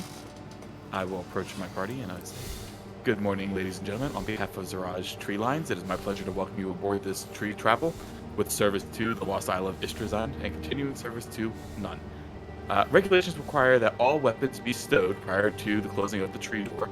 Your items may be placed on yourself or in your bag of holding, or put away safely and securely. Use caution when placing items in the bag of holding or removing them from the compartment, and let us know if we can assist you. If a loss of pressure, you will notice an oxygen mask appear before you. It may not inflate away, but I assure you, oxygen is flowing.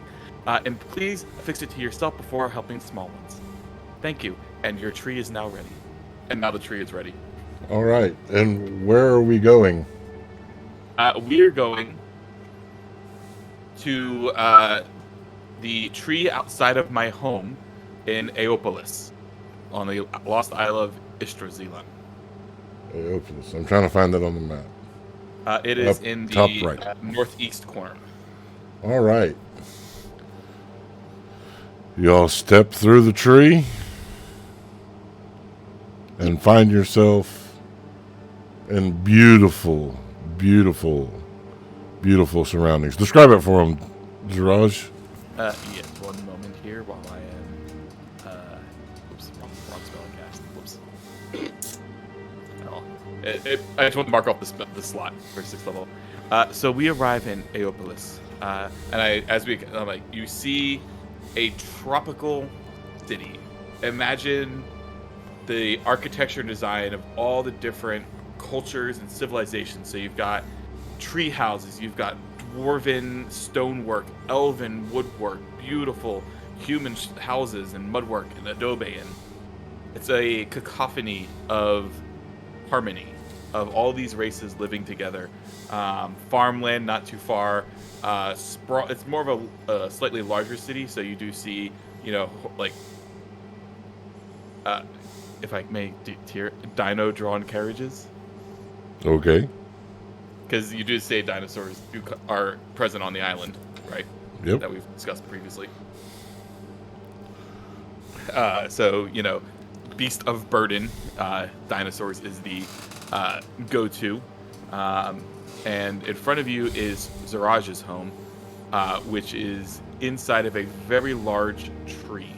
Kind of like a really ornate tree house with stairs kind of spiraling around the outside to like the first level, where she makes her home with her wife. But yeah, all the things that you would imagine in a sprawling city, at that fresh ocean air breeze. The beach is not too far nearby. You will hear Ziraj.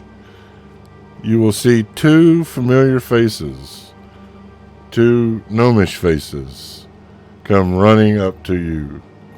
"You're home! Where have you been? You brought company!" And I embrace them. "It is good to see you, my friends. These are my companions who are helping me on my journey."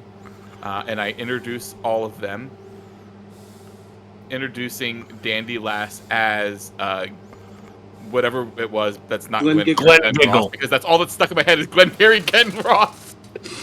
Glen Giggle Fizz Gig Whiz Guile Monfrey. Yes. So I started to say Glengarry, and then I was like, Glenn Giggle. Well, welcome. And then I welcome. introduced.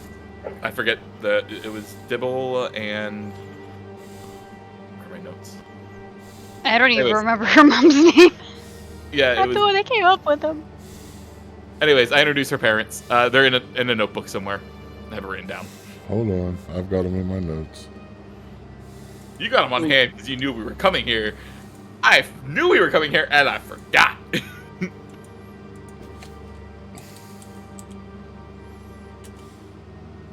How do you I spell named him, Monfrey? can't remember. Monfrey. EY, that's right. Yes, it's Dimble, Featherfoot Monfrey, and Brianna Shadowstalker Monfrey. Brina, that's right. Yes, Dimble and Brina. It is a pleasure to make your acquaintance, Dibble and Free. These are my neighbors and longtime friends. I will drop down to one knee so that I am more on their level, and offer them a salute. It is a pleasure to meet both of you. We have heard much about you. Well, thank you so much. Brina will blush a little bit at the manner in which you greet them. Dimble will be eyeing you, Dandy, very closely. You seem so familiar. Well, I'm your 5th cousin, 7 times removed on Brina's side. Glengigle Fizzgig Wizguile. Monfrey. I'm afraid we don't remember. There's a lot we don't remember.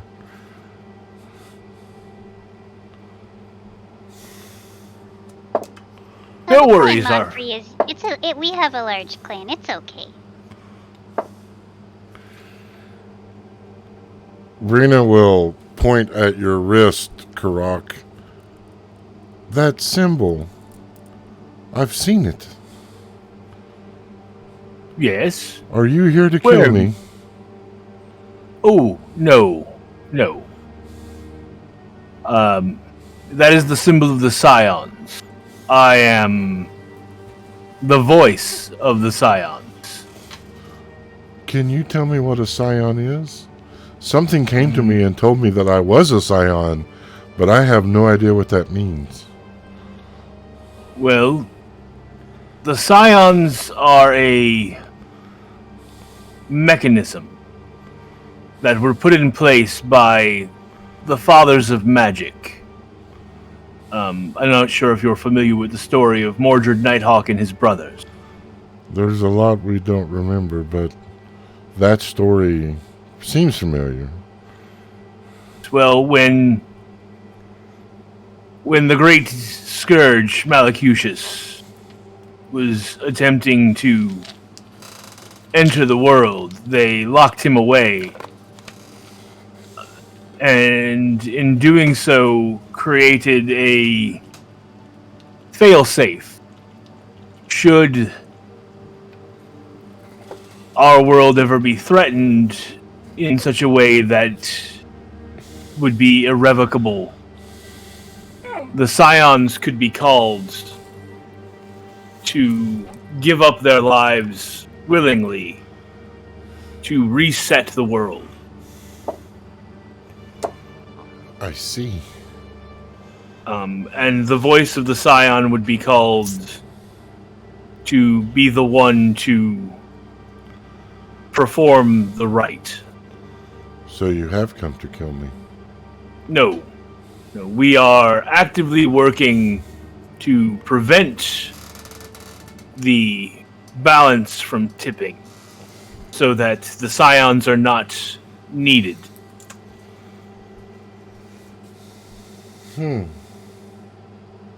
It is not my wish to kill any of the Scions, including you.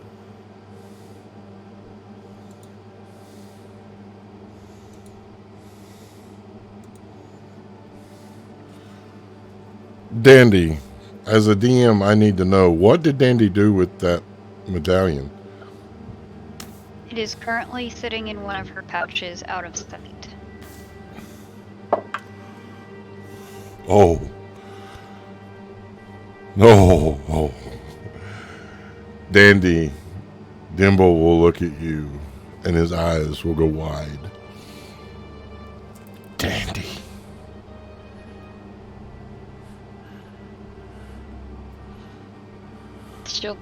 Her eyes will go wide. She'll just blink rapidly at him, like, what? Not actually saying what. And he will throw his arms around you, squeezing you tightly.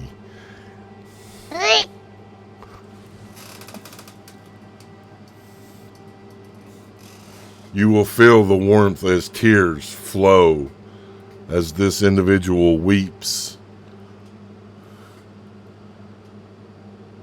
And a moment later, you will feel another set of arms embrace you.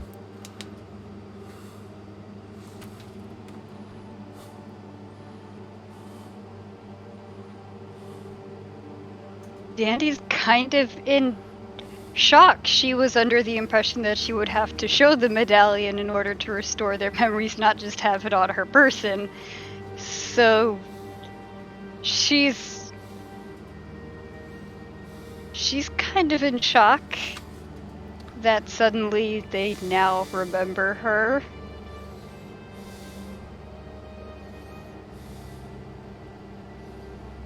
And she's not exactly sure what to do with herself right now, because this was not the decision she was going to make.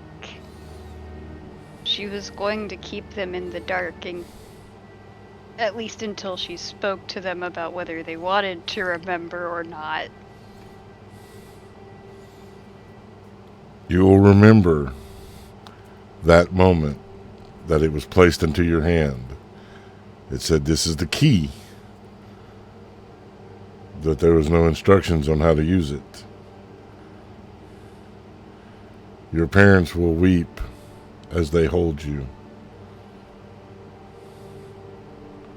And you will hear that familiar voice. Dandy Santi Jopin Gigabox Monfroy. Thank you. Dandy's just gonna close her eyes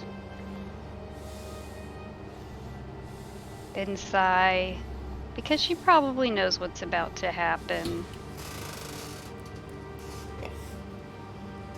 Karak, not knowing that any of that is going on in Dandy's head, has pulled the cauldron out, set it up, and is preparing hot chocolate, because heartwarming scenes like this require a warm beverage for everyone to commiserate over after all the crying.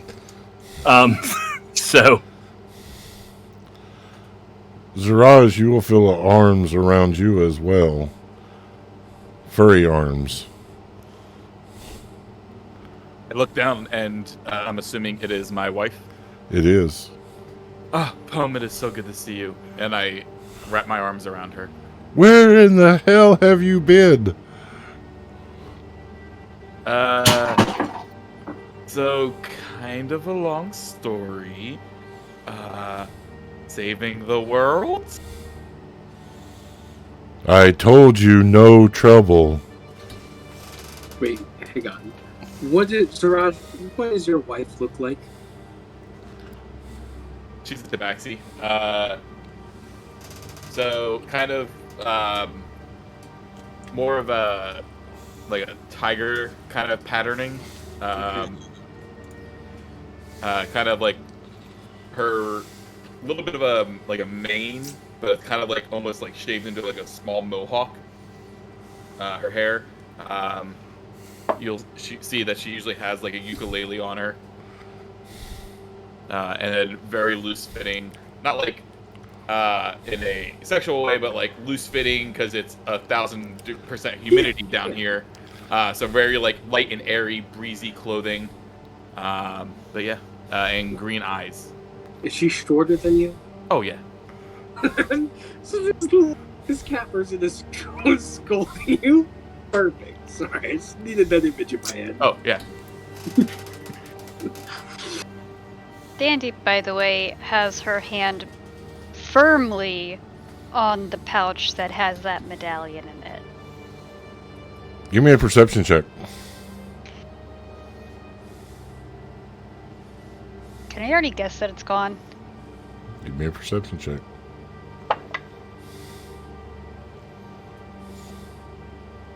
Do my bonuses.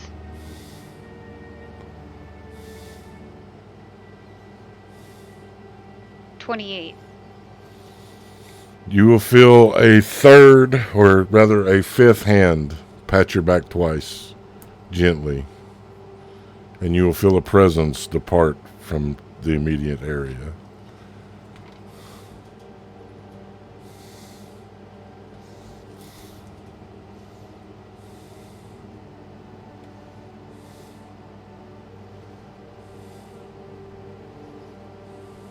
Dandy's very uneasy. The pouch is still there, right? Yes. Okay.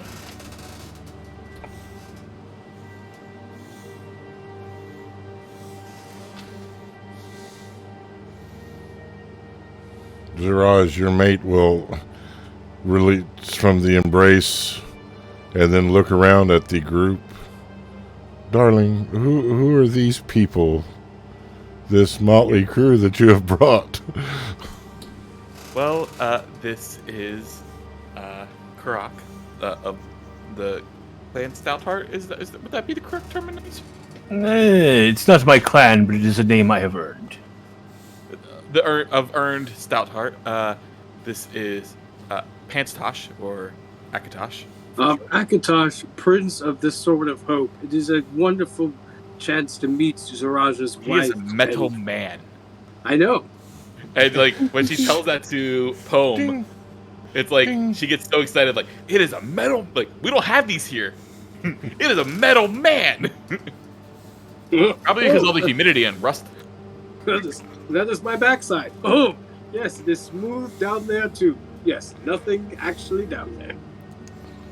And then these two I have taken under my ears as pseudo-adopted children. Although it seems like one of my daughters has found her parents again. Small world! But this is Venfira. A pleasure, child. I'm sorry, Poem, was it? Yes. It is an honor to meet you. Please do not be too hard on Zarage. She was called, and the gods are at work in the world right now, trying to prevent calamity. It is not her fault that she was away. And I will offer a cup of hot chocolate. Also, out of anyone on this world, you know the best that despite my very large ears, I have a listening problem. Is that not the truth? Karak, it is good to meet you. Yes, I will take your beverage. It smells delightful. It is a Dwarven drink. I discovered it while I was at school.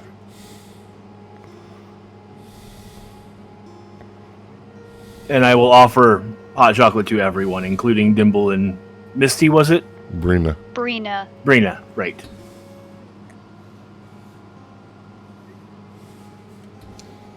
Hot chocolate is delicious. Anyways, darling, I am sorry it took me so long to get back here. When I set by boat, you know how the Shroud of Asus can be.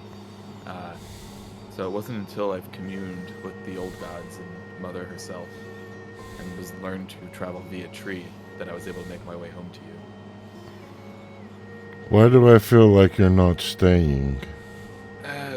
You notice the bated breath. We can stay for a short time, maybe the night, before we have to set off into the jungles. And she kind of looks around. And like since we were kind of just outside, maybe it's best we go inside and chat some more. Please, everyone, you're welcomed into our home. Dimble and Brenna are still just holding on, crying, speaking gibberish and gnomish about their baby and why now and how long has it been, and I like look over to Dandy and I just kind of mouth, "Told you so." why is she dressed like a thief, and Ben's listening to all this because she speaks Gnomish, with just the littlest bit of a smirk at the corner of her mouth. But pretty much the only thing Dandy can muster is an every now and then. Come, my new friends, parents of my friend. Come, let's come inside, and I believe Dandy can explain everything to you then. And it's probably important for Brina to know in on this as well, seeing that she is a Scion. True. And once we are inside, I will explain to Poem how we have been chosen by the gods, and the gods have deemed that we need to awaken the old ones. We need to awaken Uwe, Uje, Buka, and Uma. For I can only assume to bring about Utamari, the Watcher, to save our world from the apocalypse. So I'm not getting into trouble, I'm getting into the apocalypse. and they just uncovered a piece of the Heartstone. What? Ziraj would know that there is ancient lore, legend from days gone by, that when the primordials went to their sleep, that they took and joined together their heart and broke it into 5 pieces, one to rest in each temple and the other with those that would watch the land. For centuries upon centuries, the Heartstone has been gone. But apparently, the people have discovered it, have excavated it. And legend says that if all 5 pieces of the Heartstone comes together, then the 4 primordials will awaken. This is my research on the primordials, and she like points to her bookshelf, which was everything she did before becoming a druid, and was like, and exactly that. Like when she says that uncovered the Hearthstone, just like pulls out the book and just like jotting down her notes, and I'm like, all right, where did they find it? Who found it? When did they find it? How long ago? How big? The excavators found it. Where was it found? It was found in the jungles. In the jungles. Who found it? Master Bradford, the dwarf.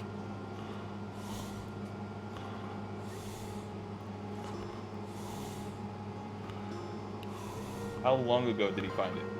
Yesterday.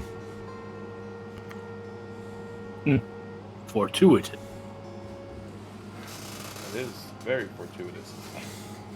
And has he returned to Aeopolis? Yes, they have put the heart on display in the center of town. There's to be a big feast this evening. Wonderful.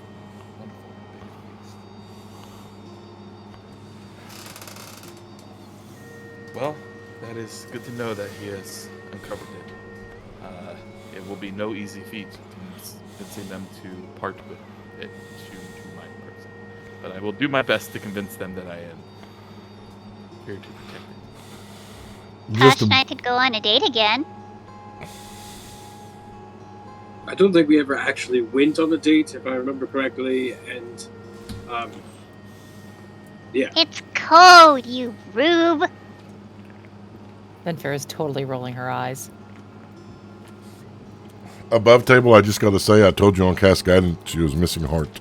So, I was actually going to talk to you about that, about like, you need to find somebody pure of heart with all 4 essences. There will be a heart, and now we have heart.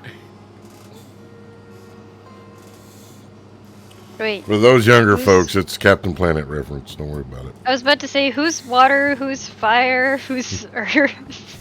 So, Who's wind? are you asking Ziraj? Wind. Or are you asking which one of us is each element? Or are you asking who the primordials are? Yeah, I was asking which of us is the element. Well, there are 5 of us, so that works out. Earth. Heart. But you don't have a heart. I think Ziraj would probably be heart of all of us. Yeah, I would. Ziraj would probably say if we're assigning which one of the primordials we are, well then, I would probably give Dandy. I would say you are Uwe. You are quick and nimble, just like as the waves crash. I wanted water anyway. I would say Karak, you are like Uje, the air, always breathing and breathing new life into people and humans and our friends and allies. Storms are born on the wind. Yes. Tosh, I would say that you were like Uma, the fire. You fight with a blaze and a burn with honor. And I'll take it. I would say you are Uka, giving and grounded. And you may not feel it as you constantly say you are shadowed and all that, but I have belief that you are stronger than you think. And just like the boulder, difficult to move. And of course I'm going to be Utamari because I'm amazing.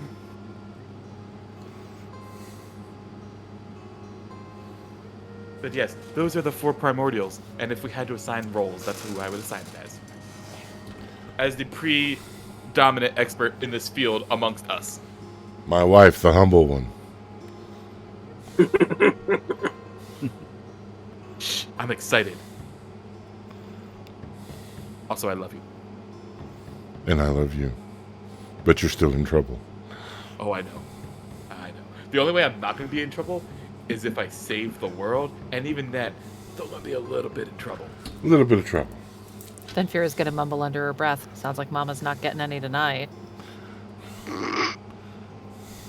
As at this point, Zarage gestures to this very lovely large couch that she has.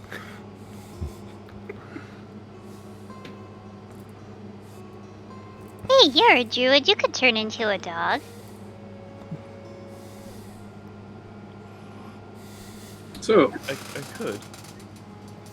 this is Hearthstone, and you're saying that if we get all of the pieces together, we can wake up primordials? That seems like what we need to do. Yes. Now, first, the most difficult that I'm going to assume is the actual Hearthstone itself, the first piece that they have uncovered. My people see this almost, it's a holy relic. It is not going to be easy for us to convince them to part with it. Because hopefully, I'm wrong. But it would be very difficult. It's gonna Who take a said lot that of we have to let them part with it? We can just leave it in the center of town and bring all the other 4 pieces to it. You know what I I mean? am worried that with the other forces at play, the longer that it is out in the open, the less likely it will still be there when we come back. That is valid. And not only that, they're not just the evil forces that we are against, but there are unscrupulous folks out there who deal in stolen artifacts. Hmm. There was this man named Jones, Indiana. He stole from the primitive people and sold it to those wealthier nations. Poem will be like, I'm not hearing any of this. I do not want to know what for. I'm going to go cook dinner. Anyways, if you do not wish to cook dinner, I'm not saying you can't go and busy yourself elsewhere, but we are guests in your house, and it would be my pleasure to provide a meal as I have a magical means to do so that would require absolutely no work on your part. Oh, but hospitality bids that I cook, and I take that seriously. I would not take that from you. I just thought it was the kind thing to offer.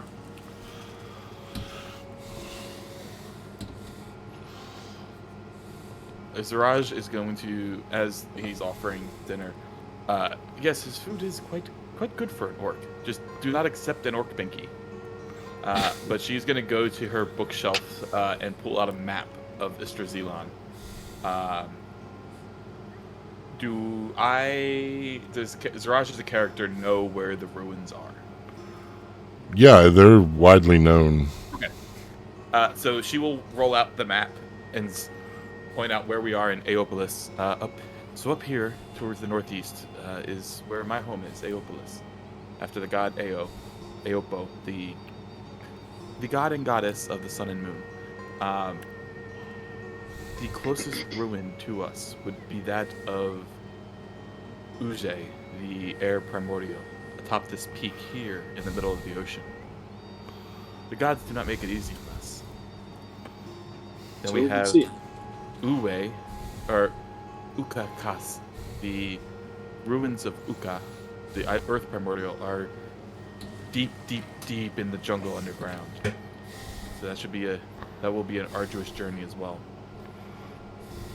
On the South Island, in the center of the lake, underwater, is the ruins of Uwe Kas, the water primordial.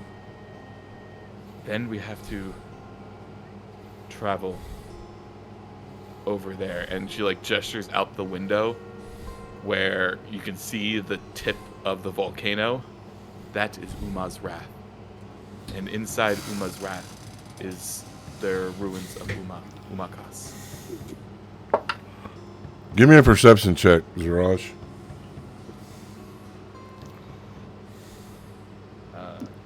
12 on the die, modifier 22. Ziraj, you notice for the first time something that should not be. Uma's Wrath is smoking. Okay, so when I said first we're gonna hit up Uje, then Uwe and Ukas, scratch all of that, because Uma's Wrath should be dormant. And it is not. So after the feast tonight, and we talk about the Heartstone, we're gonna try to go there. So I hope you're all ready to go to a volcano. Never And been this is inside a where volcano. This is where we need to take our last break. And we'll be back in 10 minutes.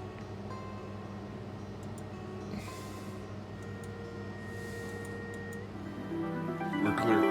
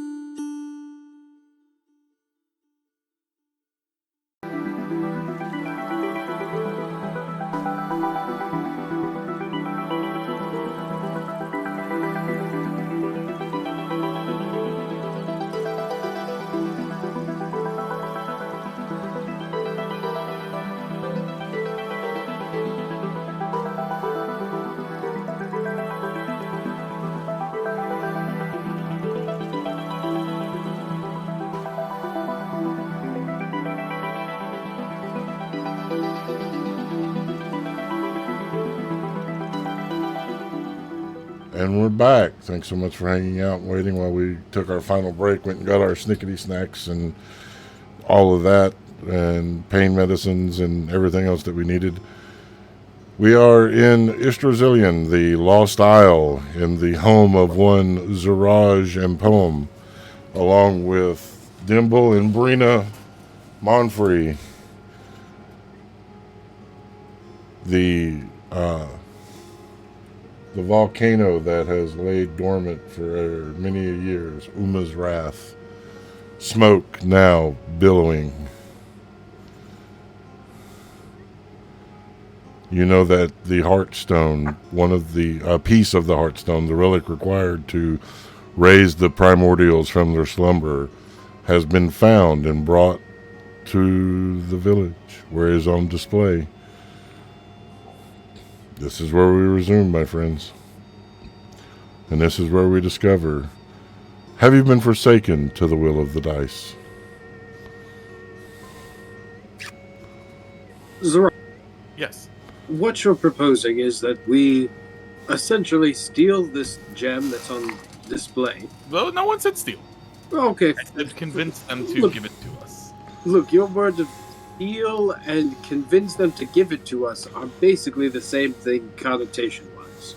Regardless, we're wanting to take this gem with us and then go to this now active volcano, where we will get another piece of it. Zarage, I do have to ask you this question of why go steal something that is probably being guarded 24/7 before the volcano and not after? We don't know. We just know it's. Let's go take a look at it. I agree with Ziraj initially.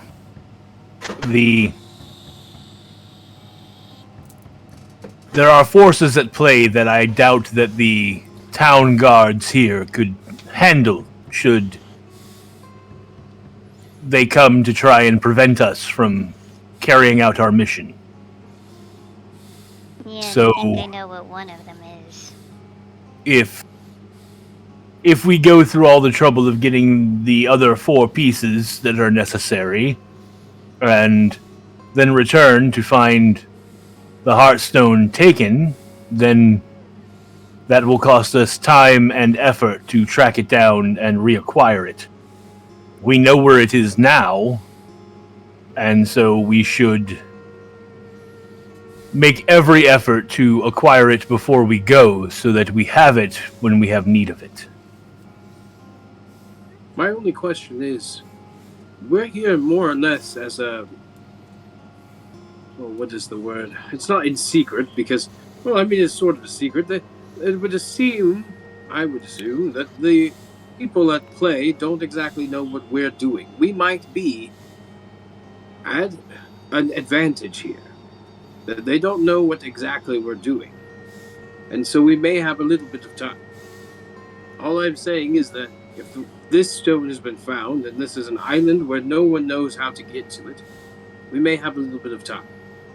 If a volcano is active, that it was not normally active before, that might be a little more pressing, as it may Well, I can't destroy... get us to the volcano today very easily. Actually, I could upcast Tree Stride, or transport via tree, and get us to the coast of the volcanic island. I'm going to word this very carefully, Tyr. Are there any trees outside of the volcano on the island that the volcano is on? We will leave it to the will of the dice. Should be noted you're asking about trees of a size that you can use. Yes, the large tree. There is. Great. There is. So, Ziraj, yes, there's not much plant life on Uma's Wrath, given that it is a volcano, but it has been dormant for a number of years, and life finds a way. So, I have seen a tree on that island that I can teleport us to. It won't be... We still have to climb the volcano. and find the ruins. But I could at least get us to the island today. The question is, how are we getting back? Well, I can't get us back to Aeopolis today.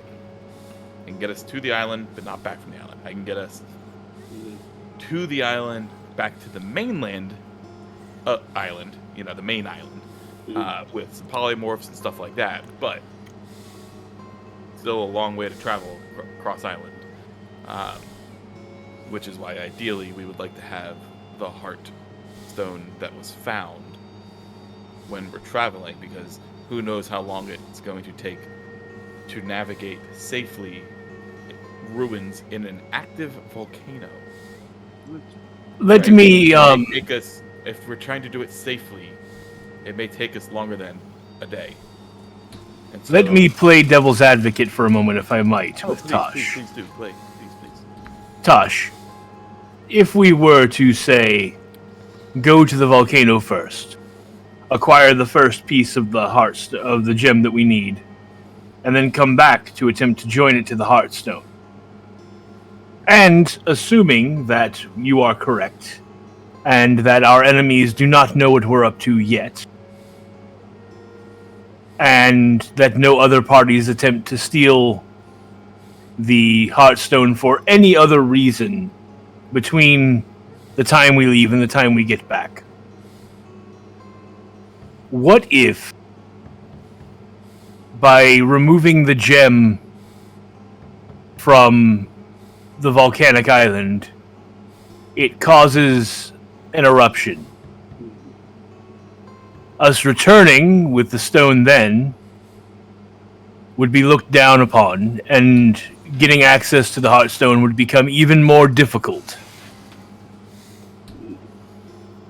If we attempt to get access to the Heartstone now, while we have the truth and our divine purpose on our side, then we negate any ill outcomes of us traversing the temple and procuring the gem for when we come back, because we will already have the piece we need from here.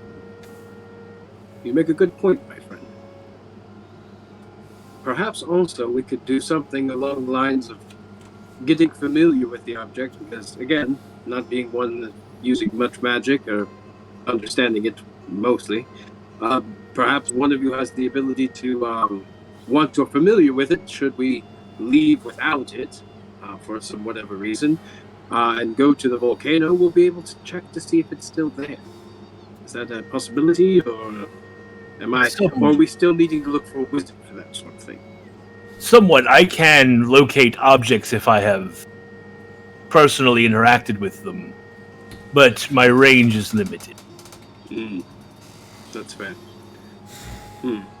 Also, I would point out that having the Heartstone with us, and as we are looking for gems that fit into the Heartstone, having the negative shows us part of what the puzzle piece we're looking for is, and makes finding it much easier. That is also a very good point, my friend. I believe that at this point in our discussion, it just seems that it is a better idea to go to this Heartstone and then seek this, the fire, whichever one you made me is the... We're looking for my piece. Uma. I believe it would probably be a ruby.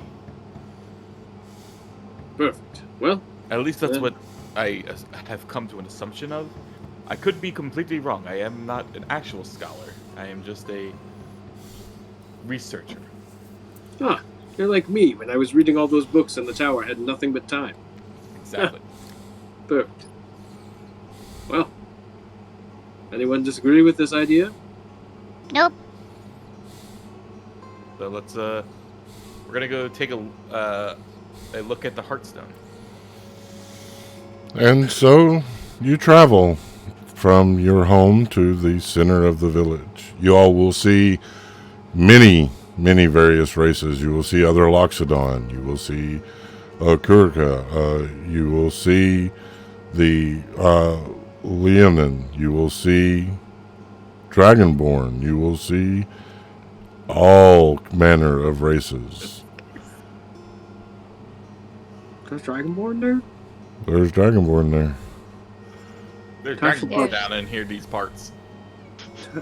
Tosh will probably be a little bit in awe of the other race. Like these are all probably races he's read about, so he's probably a little culture shocked. But when he sees the Dragonborn, he sees any color of Dragonborn, he is gonna be like like pointing out like there's a Dragonborn over there. There's a Dragonborn over there. Oh my God, there's a Dragonborn over there. That guy's pouring a cup of whatever, and he's a Dragonborn. And that lady picked something off of the ground. She's a Dragonborn too. And Ziraj just gives a comforting pat with the trunk. Stop staring. It's rude to stare. sorry. I'm just. This is the closest I've ever been to something of what I guess is originally my kind. It's kind of odd for me. Dandy, before he says that statement, will say the gnomish equivalent of oy vey and roll her eyes. Well, there'll be plenty of time to mingle with the locals during the festivities tonight. Just don't embarrass me. Zarage, is there a head woman of this town? Well, I know Master Bradford, according to Poem, was the one that found it. Tyr, would I know who is the equivalent of the leader of the city? The city is ruled by a council of 5. They are known as the elders. You do not know who is currently sitting as the elders, as it often changes. But this is a very almost utopian environment, so it's not like it's hard to see the elders or anything like that. Karak, the Aeopolis is run by a council of 5 elders. And they're very approachable. I'm sure that they will be hosting the festivities and saying a few words tonight, and we could probably have a conversation then. The council rotates often enough that I'm not sure who currently sits, as I've been away for a little bit of time. We should seek an audience with them first,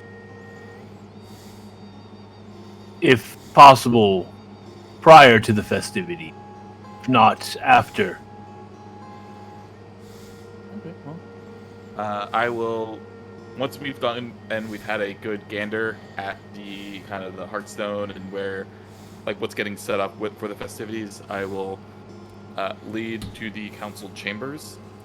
I'm assuming they have chambers to see if they are currently in residence. Okay, so y'all are checking out the Hearthstone first, though, right? Yeah. Yes. You will see there in the center of town, on a pillar of marble, about the size of a cantaloupe, a large shard of ruby. At the 4 corners of the pedestal it stands on, you will see humans. They are wearing very loose-fitting bloused pants that are tied at the ankles. They are shirtless. Each one has 3 rings on each wrist, and they are covered in tattoos. They are warcasters of Yggdrasil. They are the most fierce fighter mages in all the land. Sounds good. We don't fuck around. We will not fuck around and find out with them.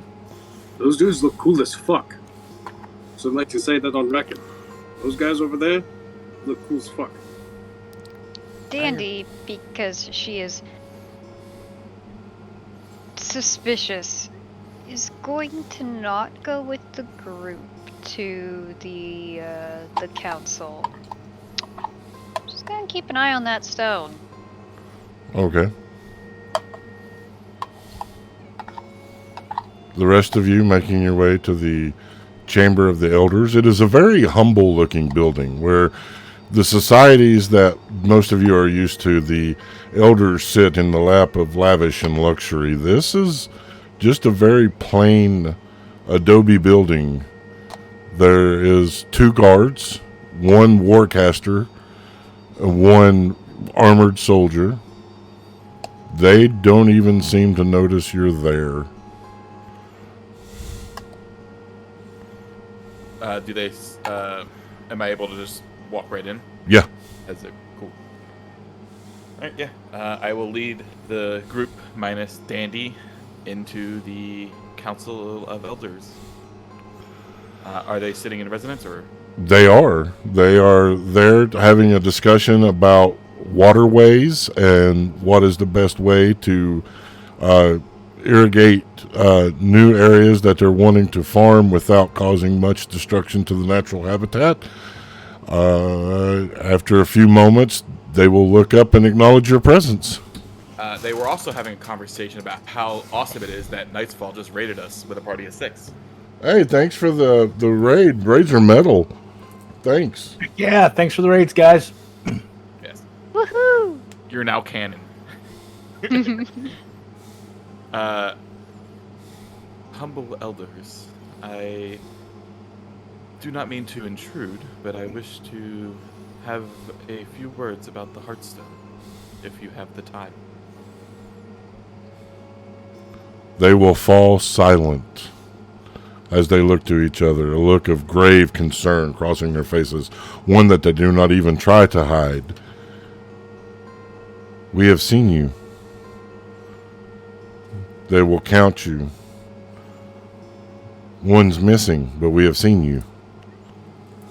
She found out her parents are on the island, and so when we were coming to speak, she said she was going to peel off, and I can only assume she's trying to reconnect. But I'm not 100% sure. Nah, she's standing does like vigil to because explore. she's paranoid. She's very tiny, so she's really hard to keep track of sometimes. We do not know why we saw you, but you came to a vision at night to each of us. There was dark clouds behind you as if storms were coming, so I can only assume that grave words follow. It is with a Loxodon's heavy heart that I must inform you that you are not mistaken. We, the folks of Yggdrasil, we've heard the tales of the primordials and the Heartstone, and finding the Heartstone is miraculous in and of itself. I have been beyond the veil and the storm and the protection of Asus to the mainland. War and violence and apocalypse is coming. I saw these dark tidings as well, which is why I left our home. And I've encountered these individuals on a similar quest to bring balance back to the world, to stop the evil that is growing. And in our quest, we found that we have to... Our home is the answer. Our gods are the answer. We need to awaken the Four. And we need the Heartstone to do so. So I beseech you, Council, as wise as you are, that after the festivities tonight, we may take the Heartstone and fulfill our quest to protect our home and our people, and keep this the utopia that it is. Give me a persuasion check. All right, +0, will of the dice. Actually, I'm gonna wheel this. Ooh. All right, 14.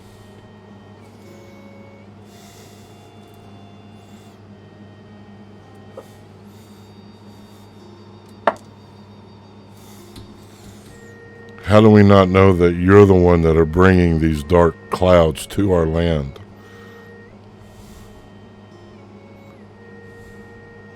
Ziraj, may I?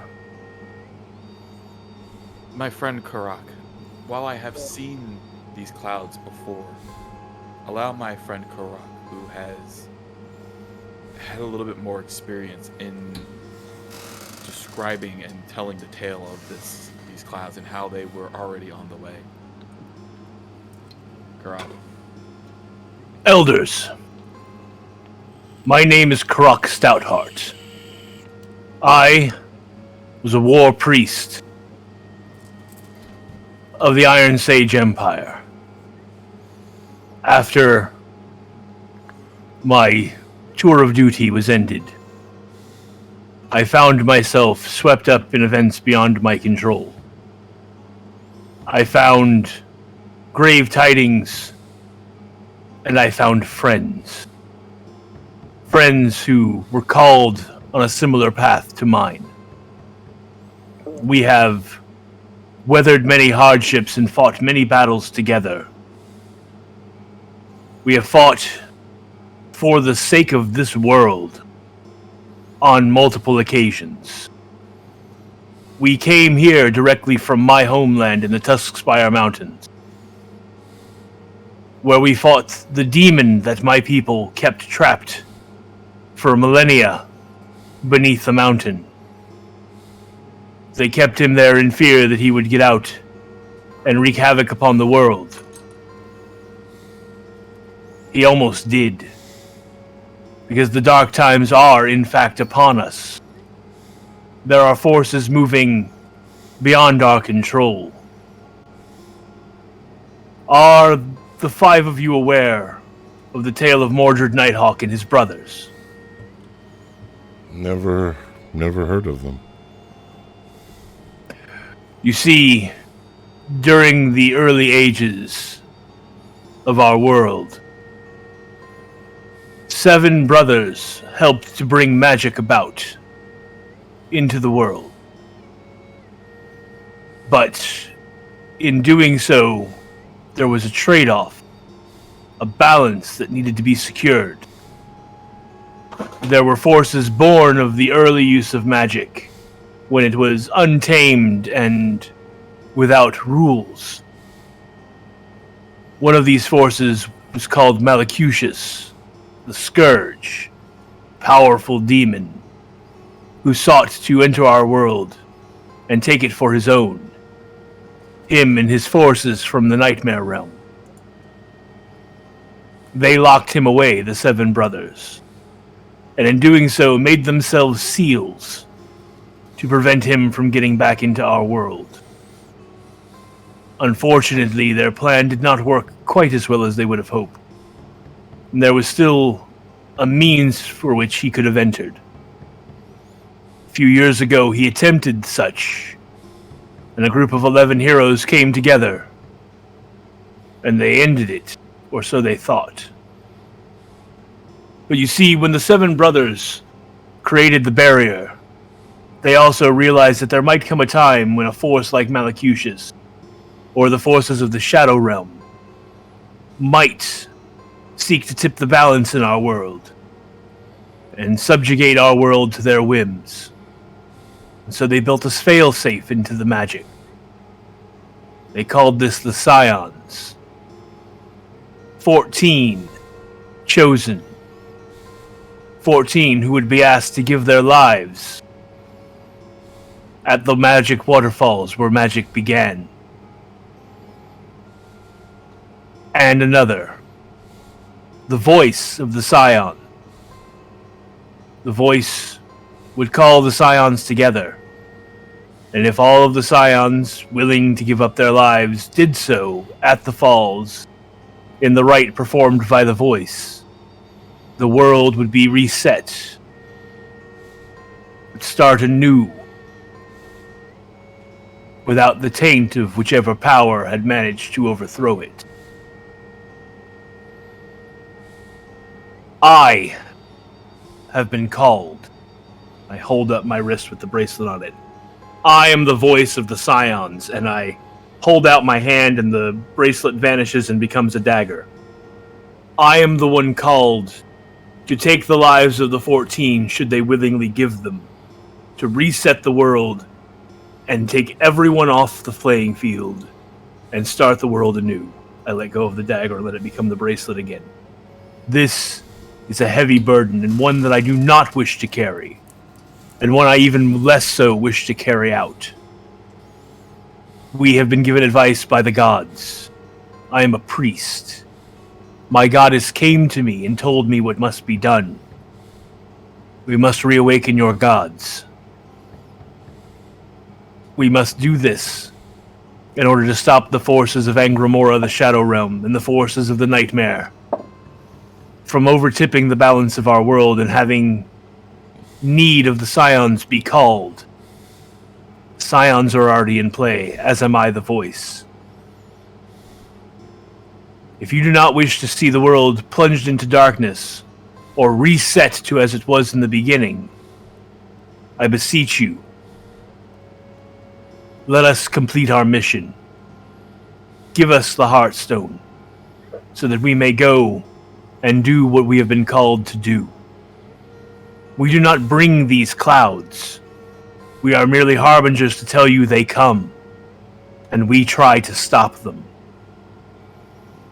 And surely, is it not providence that the Heartstone was found right at the time it is needed most?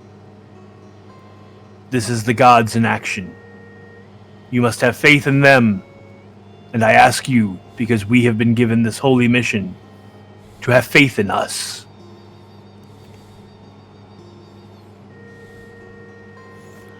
Give me a persuasion check with advantage because of something that was said in there.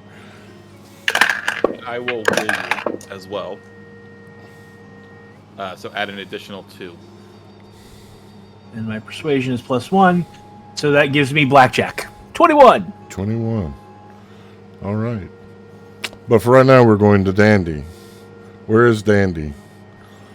Dandy is standing in the square in front of the pedestal that has the heart gem thingy on top of it. She's just keeping an eye on it. She will hear a voice from beside her as a figure comes into materialistic view. Dandy Santi Jobin Gigglebox Monfroy. I didn't expect to find you here. I thought you would be all nostalgic, catching up with dear mother and father. Well, since I figured you'd still be on the island, I couldn't take any chances. I didn't know if I would be able to sneak in with you all through the trees. Bitch! Bastard. How long exactly have you just been visibly following us, by the way? Oh, I just caught up to you in the orc camp. I've been busy about my own business. I just wanted Starting to... the Holy War? Yes, it's very profitable. I just wanted to congratulate you, Bishop.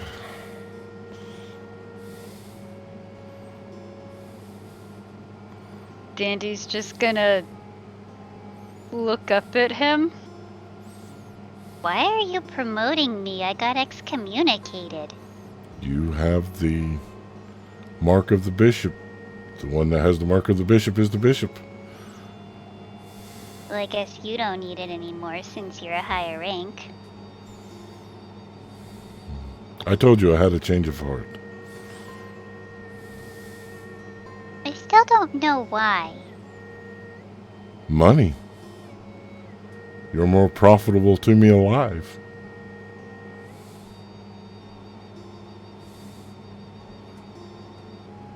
The fame and recognition of the things that you've done, the things you did in Iron Sage, the things, the escape in Glandamere, that has traveled far and wide. There's always eyes watching, you know that. You have been among us how long? 10 years. You have Almost. become somewhat of a underground legend.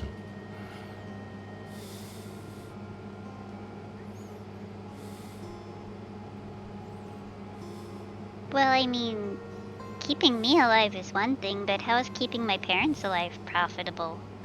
You Oh, could have who? just kept trying to blackmail me. Oh, well. Mother and father are still alive. That's all that matters, right? Call it incentive to do what you're here to do. What do you think we're here to do? Stop the darkness.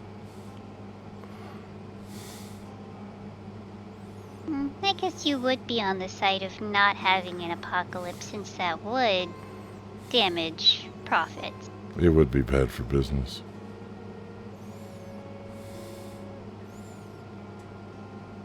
And with you as bishop, that takes heat off me.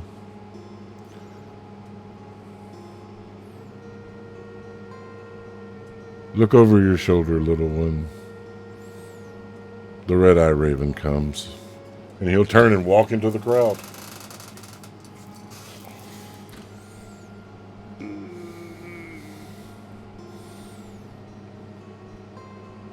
Back at the elders' tent, the tabaxi gentleman that sits in the seat of the honored elder will contemplate carefully on your words.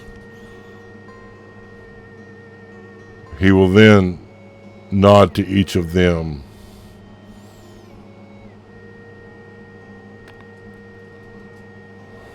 One among us, it does not matter whom, was visited and named a Scion of the Awakened. We did not know what it meant. We have researched and found nothing on this. But apparently now we know.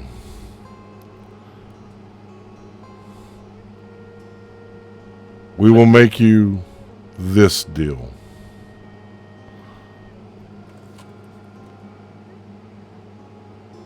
We have ways of keeping the Hearthstone safe.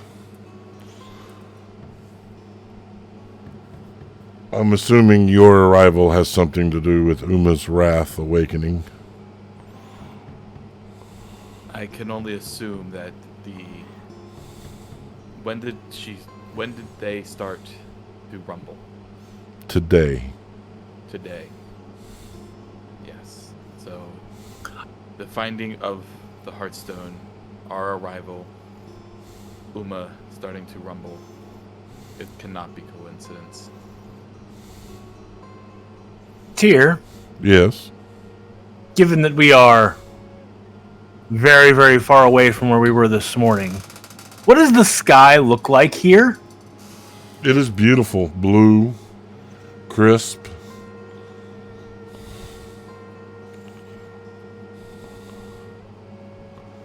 The shadows have not reached this far yet. And that is fortunate. Here's... Shadow keeps us safe, but clouds do have different heights. I'm sorry for the faces, Joel. I'm having very bad pain night. No. We offer this deal. We will keep the Hearthstone safe. You retrieve whatever you need and silence Uma's wrath. And we will give you the shard.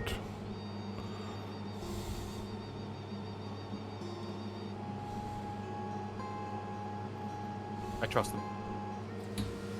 They're Insight check. Go ahead.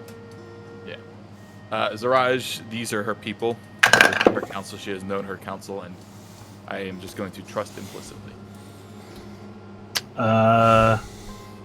a shitty roll, but 16. 16. They seem to be telling the truth. They seem to be willing to make a deal. How well they'll protect it, I don't know, but I have... Zarage believes in her heart of hearts that they will give the best effort to protect it.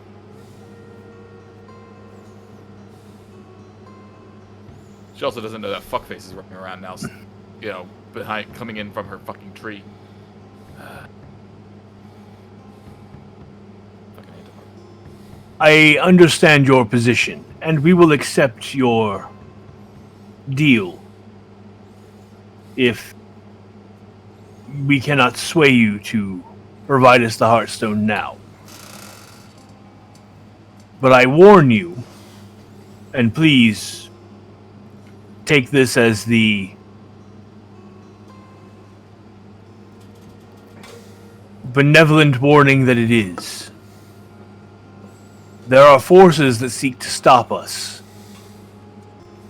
Forces that we have fought many times, but that you have not seen yet. Shadow creatures from Angramora. The Far Striders, called... he'll name them all. The Far Striders, I'm sorry, I don't remember all of the names for the different kinds of Umbrakai. Yeah, it's okay. It's the Far Striders, the Sword Dancers.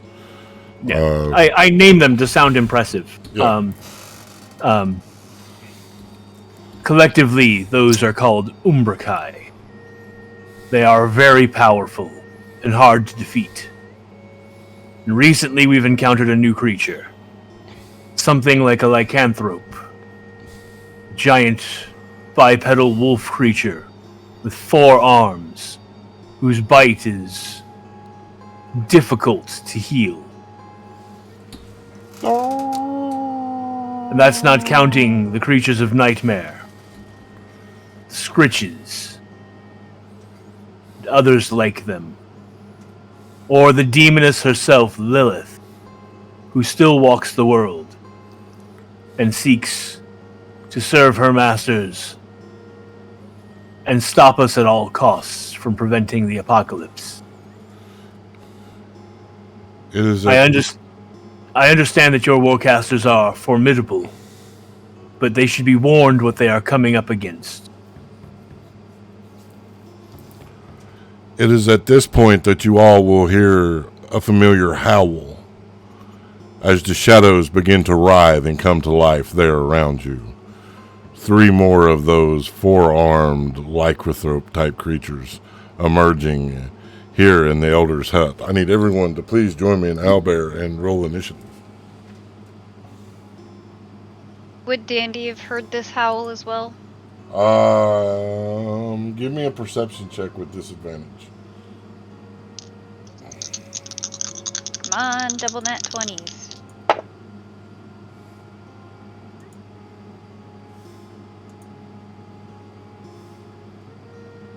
Uh, 19. Yes. Alright, then she will be running to the Elder's Hut. Don't fuck me, you stud. I mean, It's I know not it'll very probably far. take a round or 2 before she Yeah. gets there.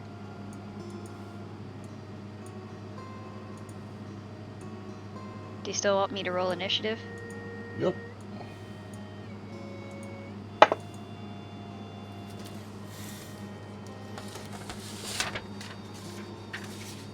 All right. Let me get the battle music going and we can get down on the get down.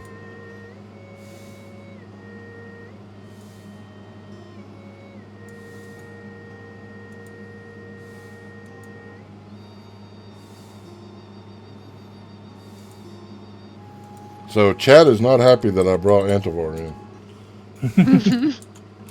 I don't Jeez. He's tried understand why. to kill Dandy so many times. All right. Dandy, 14 for whenever I get in there. Karak, 19. Tosh, 5. Vinfura, 21. Waste of a Blackjack. damn 20. Yeah, it's a waste of a damn 20. and Ziraj. 9.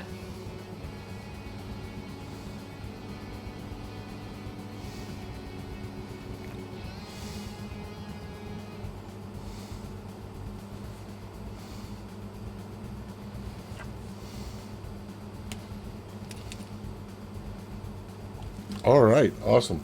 Oh shit, I forgot the number of these guys. Let me do that really quick. 1, 2, 3. All right, Vinfura, you're up. Venfira is simply going to kind of pull her staff into a defensive position and take the dodge action. All right. she's not a close combat fighter and has a really low AC. She is not going to run into it. Hey, Tyr, you might want to zoom out a bit on the battle map for Twitch. They can only see 3 of us right now.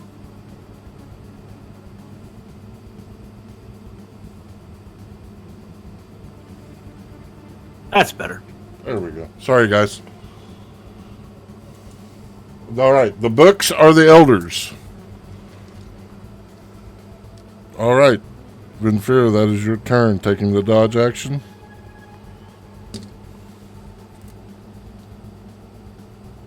Yes, sir. All right.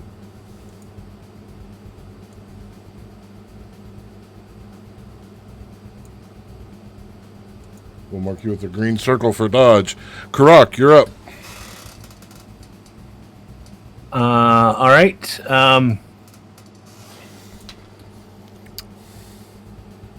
First thing I will yell out to the elders, "Get behind us!"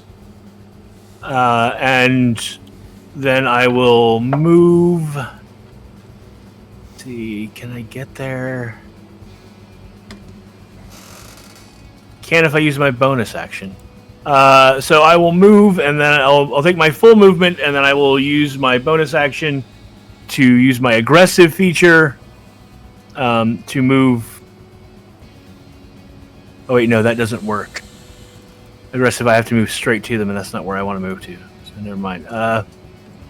That's fine. I'll move to there then. I can get there. So I'll just take a full move to get next to number 3 here, and then I am going to take a play from Zirage's playlist, and I am going to cast Sunbeam. All right. Woo. As soon as I find... There it is. That spell slot gone. That is a DC 19 con save, please. All right. You said Constitution? Yes. Okay, they all 3 pass. All right, so that means they take half damage and are not blinded. All right, and those are D8s. 1, 2, 3, 4. I got 5 of those. I'll have to roll a couple of them, but that's all right. Ho ho! Holy shit! Okay, so I rolled 3. No, I'm sorry. I rolled 4. I rolled 3 8s, a 7, and a 4. So that's 24, 31, 35, and that was 1, 2, 3, 4, 5. So I roll 1 more. Is that right? 60. Yeah. And another 8. I love the cat's eye. Okay, so 39 points of damage halved will be 19? Yes. Is that right? Yeah. And is that your turn? That is my turn, and that will hit all... Yeah, that hit all 3 of them, so... Yeah. All right. It is their turn. Find a place to put my calculator so it's out of the way. Number 3 will charge you, Karak.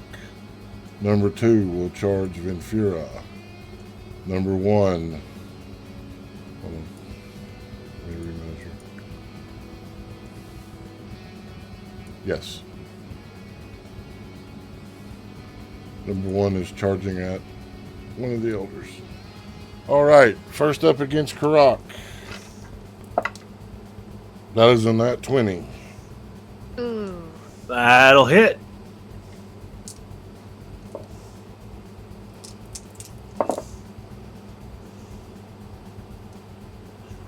$16 points of necrotic damage.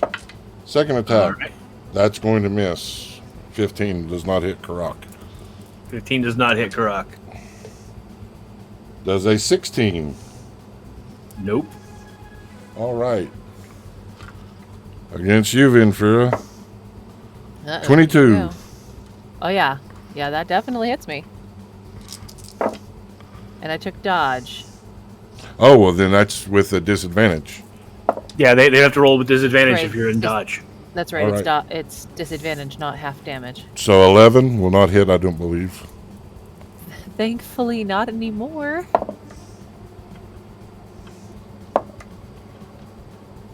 17. Yeah, that hits me. 8 points of necrotic damage. Yeah. This is going for a bite, but it's going for a bite at your hand. So it'll be with disadvantage plus -5 to hit.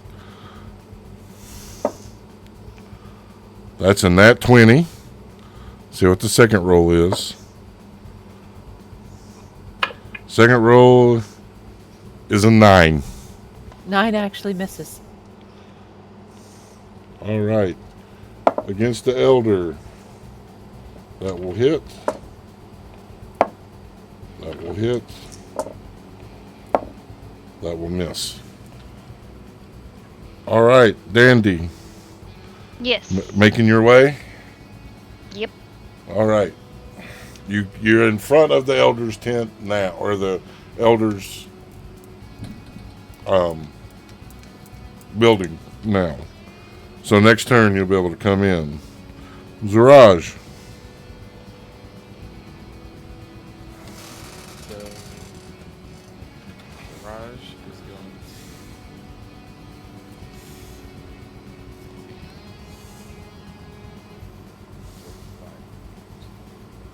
Alright, she's going to move herself over to be next to the one that's on Venfira.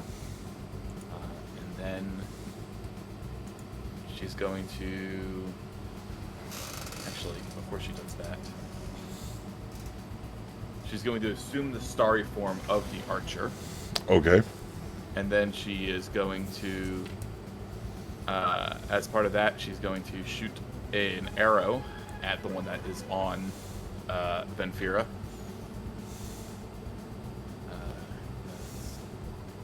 Does a 16 hit. It does not. Alright, so I whiff on that one. But then I am going to cast a 5th level guiding bolt on the shadow creature that is on the council member. Okay. Alright, so let's go ahead and definitely cast that. Alright. 7 plus 12 is 19. 19 misses. 19 misses. Great! Great. You bastard. Alright, now she's gonna move up near the one to kinda...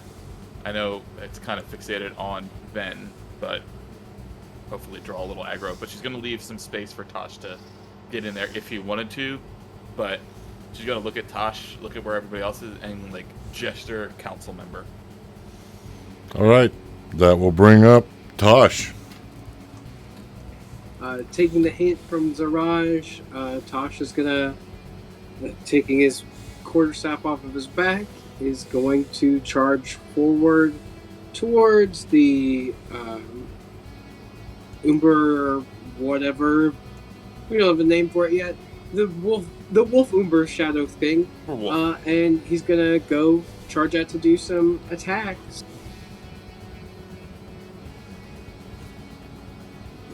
The first attack with the quarterstaff.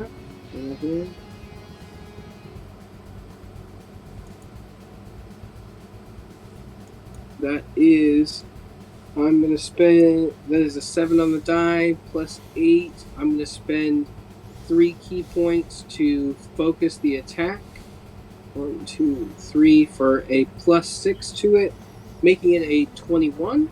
That'll hit. Perfect. As I roll the damage, I'm going to also spend another key point to try and make it a stunning strike. Okay. Con saving throw DC 16. Failed. Perfect. He is stunned. That is, for the first attack, 5 magical bludgeoning damage. Second attack, with advantage because of the stun. That is a 24. 24 hits. Perfect. For another 8 magical bludgeoning damage. And I will spend another key point to do Flurry of Blows. The first attack being with advantage from the unarmed strike, no knuckles. That is a 26. 26 hits. That'll be for 10 magical bludgeoning damage. No, that first one is not magical damage. My apologies, that's just 10 bludgeoning damage. The second attack... Wait, I thought he had the brass knuckles. His first fist is... They're a pair. I thought it was one and then he's got the staff. The brass knuckles are a pair. Oh, well then yeah, I guess So both I of them once are... you're a high enough level monk, your fists are magical default. True. Also true. Okay, well then yeah, 10, the first attack doing on the first 10 magical bludgeoning. Second attack, that is a dirty 20. Dirty 20 just hits. Hell yeah, and the final damage on it being 7 bludgeoning, magical bludgeoning. I didn't realize they were a pair. I thought there was just one. Nope, they're a pair. All right. The elders. First one. We'll run.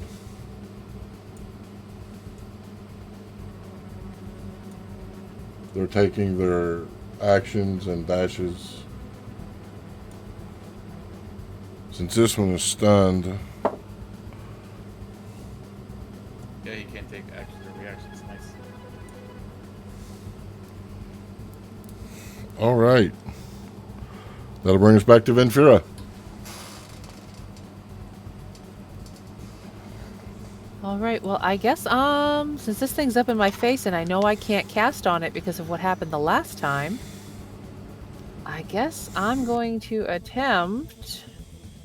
I'm going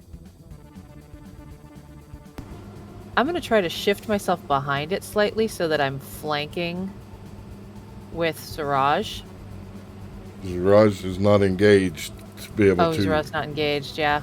He's still gonna not shift. face to face. So. All right. That's fine. I'm still gonna move behind it slightly. Okay. If nothing else, it puts me more between it and where the elders are. And I'm gonna try and hit it with the quarterstaff. We'll see how this goes. Also, this is the staff that came out of that necklace. Okay. I don't know if this counts as magical or not. It does. Okay. I wasn't sure, so I figured I'd ask. How is that? Don't you hate when your die lands so it's cocked? Yes. Yeah. It bounced into the other dice and it's sitting on them on its edge. I hate when they do that. Alright, that's only a 15, so that will miss. That will miss. The creature batting away your attempt easily. That will bring up Karak. If that's your turn. I'm sorry, is that your turn? Yeah, no, that's my turn. All right. All right. So I need to ask an important question here, and I will accept your judgment either way. I held a ruler up to my screen, and it looks like I can do it. Can I draw a straight line between me and number 1 that does not hit Pants or Tosh? The online ruler has it just grazing Tosh's eyebrows, so yes, but I would have to double check. It'd be close. So don't roll a 1. Yeah. Well, it's not. I'm not making an attack roll. I'm gonna use another sunbeam. Okay. Um, What's the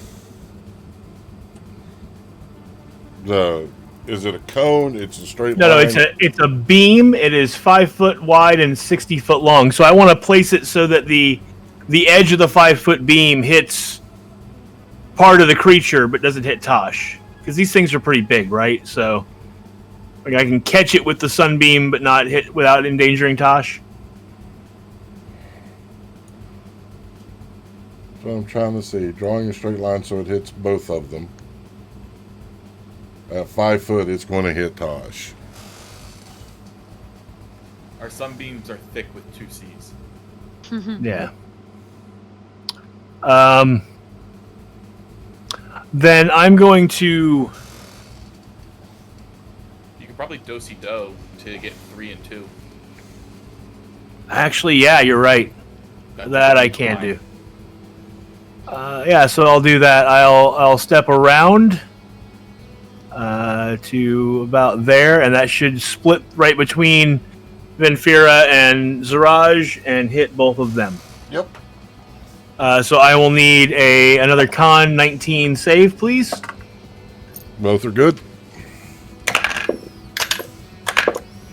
I had to break out my ambassador dice. I was using my metal dice, and I was like, nope, they're sucking. So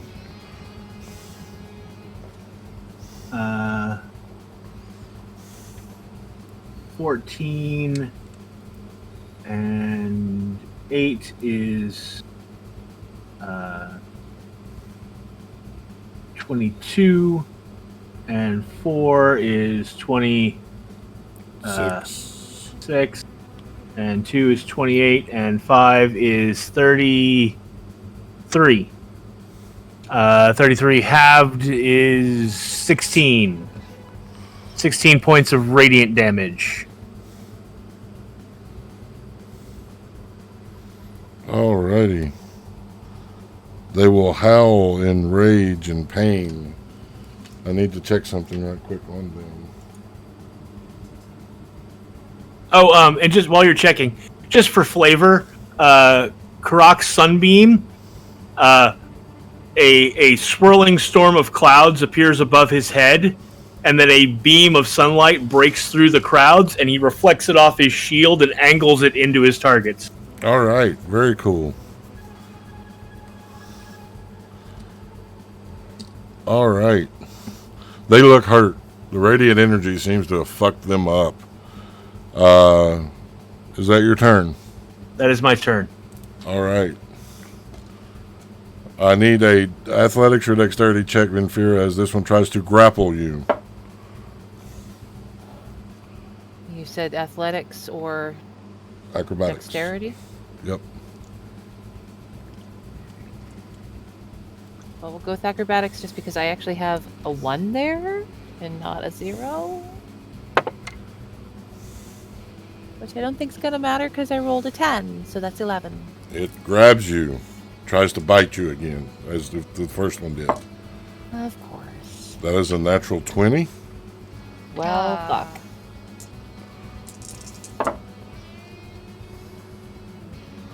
42 points of damage, and I need a Constitution saving throw.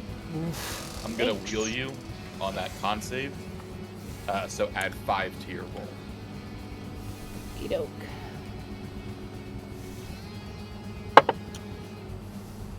So 20, that's 28 plus 5. All right. Karak, this one's attacking you. Yep. 17 will miss. Yep. 21. That meets. That is 10 points of necrotic damage. Going for the bite. 23. That'll hit. All right. That will be 14 points of necrotic damage, and I need a Constitution saving throw and a concentration check if Sunbeam is concentration. Sunbeam is in fact concentration. All right, so con check against the bite first. Yep, con save, not check, save. That's what I meant. Con save. 17. Okay. And then Con check 10 or then- better. And I get advantage on this because I'm a warcaster, and I rolled an 18. Yep. All right. And number 1 is going after you, Tosh. 19. I believe he's still stunned. Oh, that's right. He is still stunned. Never mind. My apologies. All right. That will bring up Dandy. You come running in. Alright, so I won't have movement. There you are. I'm gonna guess that I don't have movement. Nope. Alright, let me... Quick. Okay. Only one that I can hit right now is number 3, and we are flinging a dagger. Like, it was primed in her hand, ready to fling it as soon as she went in the door. That's gonna miss. 'Cause that is a 13. That misses. Is that your turn? That's all I can do, yep. All right, Ziraj. All right. So first off, I'm going. Since number one is still stunned. Yep. I'm going to go ahead and shoot my archer's arrow at it. All right, it'll be with advantage. Yep. Dirty 20. Dirty 20 just hits. All right, so it's 2d8 plus 5 radiant. Ooh, 8. 12, 17 points of radiant. Of radiant. Of radiant. Yep, my archer is starry form is radiant.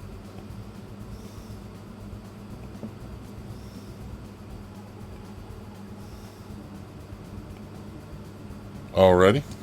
And then number 2, that's grappling Venfira. My distribution of spent spells. I'm going to do a 4th level guiding bolt on that one. All right. 12 plus 12 is 24. That will hit. All right, and that'll be 76 radiant.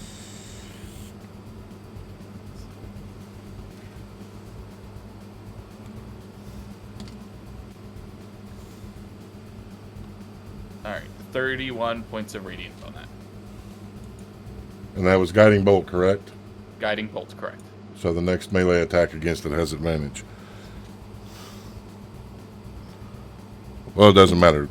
That I did math wrong. It's dead. All right, is that your turn? That'll be it for Zarage. All right, Tosh. I am waiting for my stream to catch up. Which one just died? The one I'm in front of, or the one that's The one on grappling 10. Venfira? The one that was Which one? attacking Venfira. Okay, cool. Then with that, Akatosh will then continue focusing on the creature in front of him. First, it is now unstunned because it's now the beginning of my turn, I believe. Yep. That's how that works. So first attack with the quarterstaff. Okay, that is a 12. That is, I believe, a miss. Yes. Second attack with the quarterstaff. That is a 22. That'll hit. Perfect. And sorry, hang on, scrolling it down. I'm going to spend the key point. He has to make that con save again. DC 16. He's fine. Okay. And I will spend another key point to do flurry of blows. Okay. The damage for the quarterstaff was 5 magical bludgeoning. Okay. First flurry of blow hit with knuckles. That's a 10 on the die. I'm going to spend 2 key points to focus the aim on it to get an additional +4.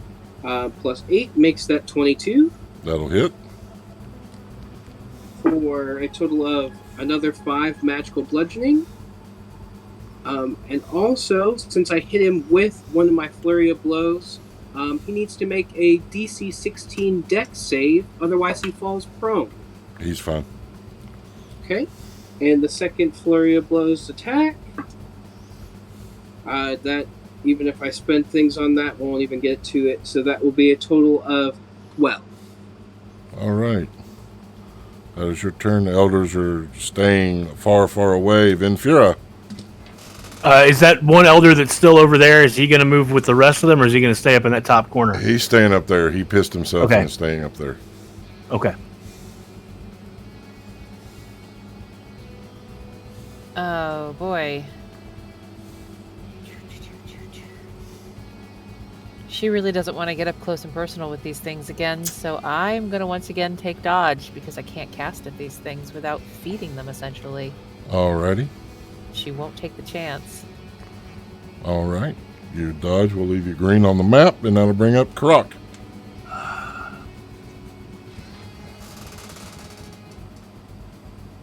Yeah, you know what? Screw these guys. Let's see if I can end this right now. I'm going to cast a spell, 7th level. I'm casting Divine Word. You utter a divine word imbued with the power that shaped the world at the dawn of creation. So basically, I'm like Primordial saying, enough! And I get to choose any number of creatures that I can see within range. Oh, shit, wait, no. Hold on, I gotta move. I'm gonna take my movement. He's gonna get an attack of opportunity against me, I have a feeling. Let me just figure something out real quick. How far is it from me to that guy? Between the two is 55 feet. Yeah, so if I get in the middle... so yeah, he can take a swipe at me as I go. I'm moving to dead center, sort of between the two of them. All right. He takes a bite at you. Does a 29 hit? That hits.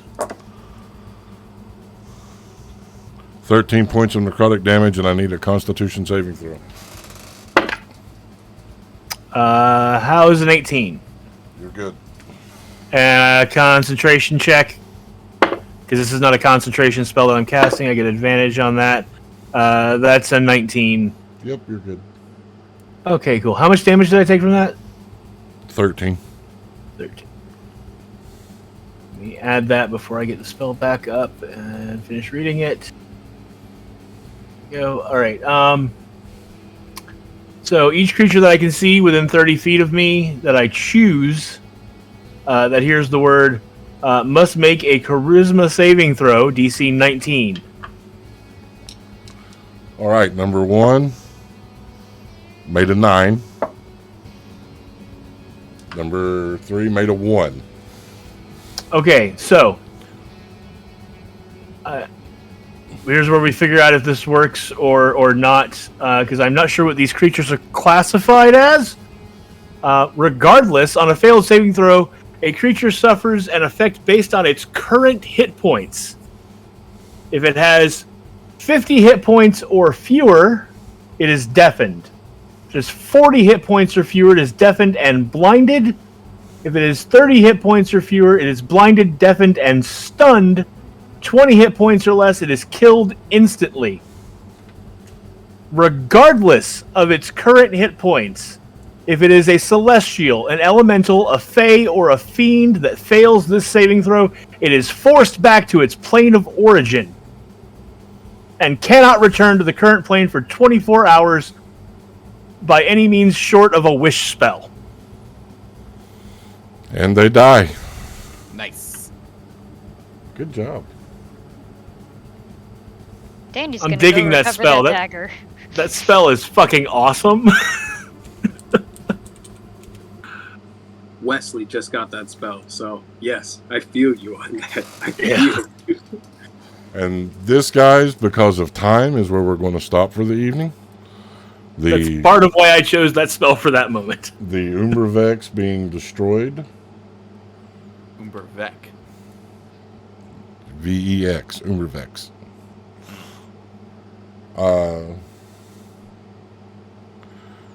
awesome game, guys. I hope you guys had fun. Definitely. You know I love a good RP and lore dump episode. I hope the audience enjoyed.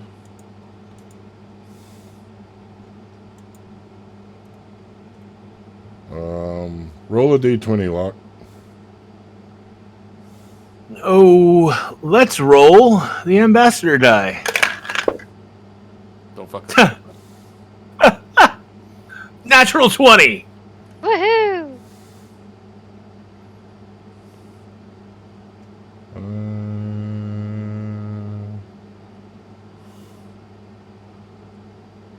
That will be Tom Atlas. You just won a set of ambassador dice. Oh, nice. Way to go, Heck hon. yeah. Mr. Dandy gets his own dice. That's the last dice I got to give away for a while. You let him have his own dice? Who, me? Yeah, you. Well, I already have my ambassador dice. I'm just saying, you let him have his own dice? Yeah. All right, guys. Let's remind people who they are, where they can find us, and let's get out of here. Hey, I'm John. I was your matronly mother druid, Ziraj, keeper of the tales, apparently. You can find me all over the internet at that_film_guy. Hey everybody, I'm Ren Matley. I was the voice of Infira tonight, and you can find me on Twitter at Ren_Matley. Hey everybody, my name is Patrick, and I was the voice of Tosh. And you can find me on Twitter at PeculiarPatrick. Hi, everyone. I'm Alice, the voice of Dandy Santhy Jelbing Gigglebox Pincushion Monfrey, and you can find me on Twitter at CapandCuppyCake.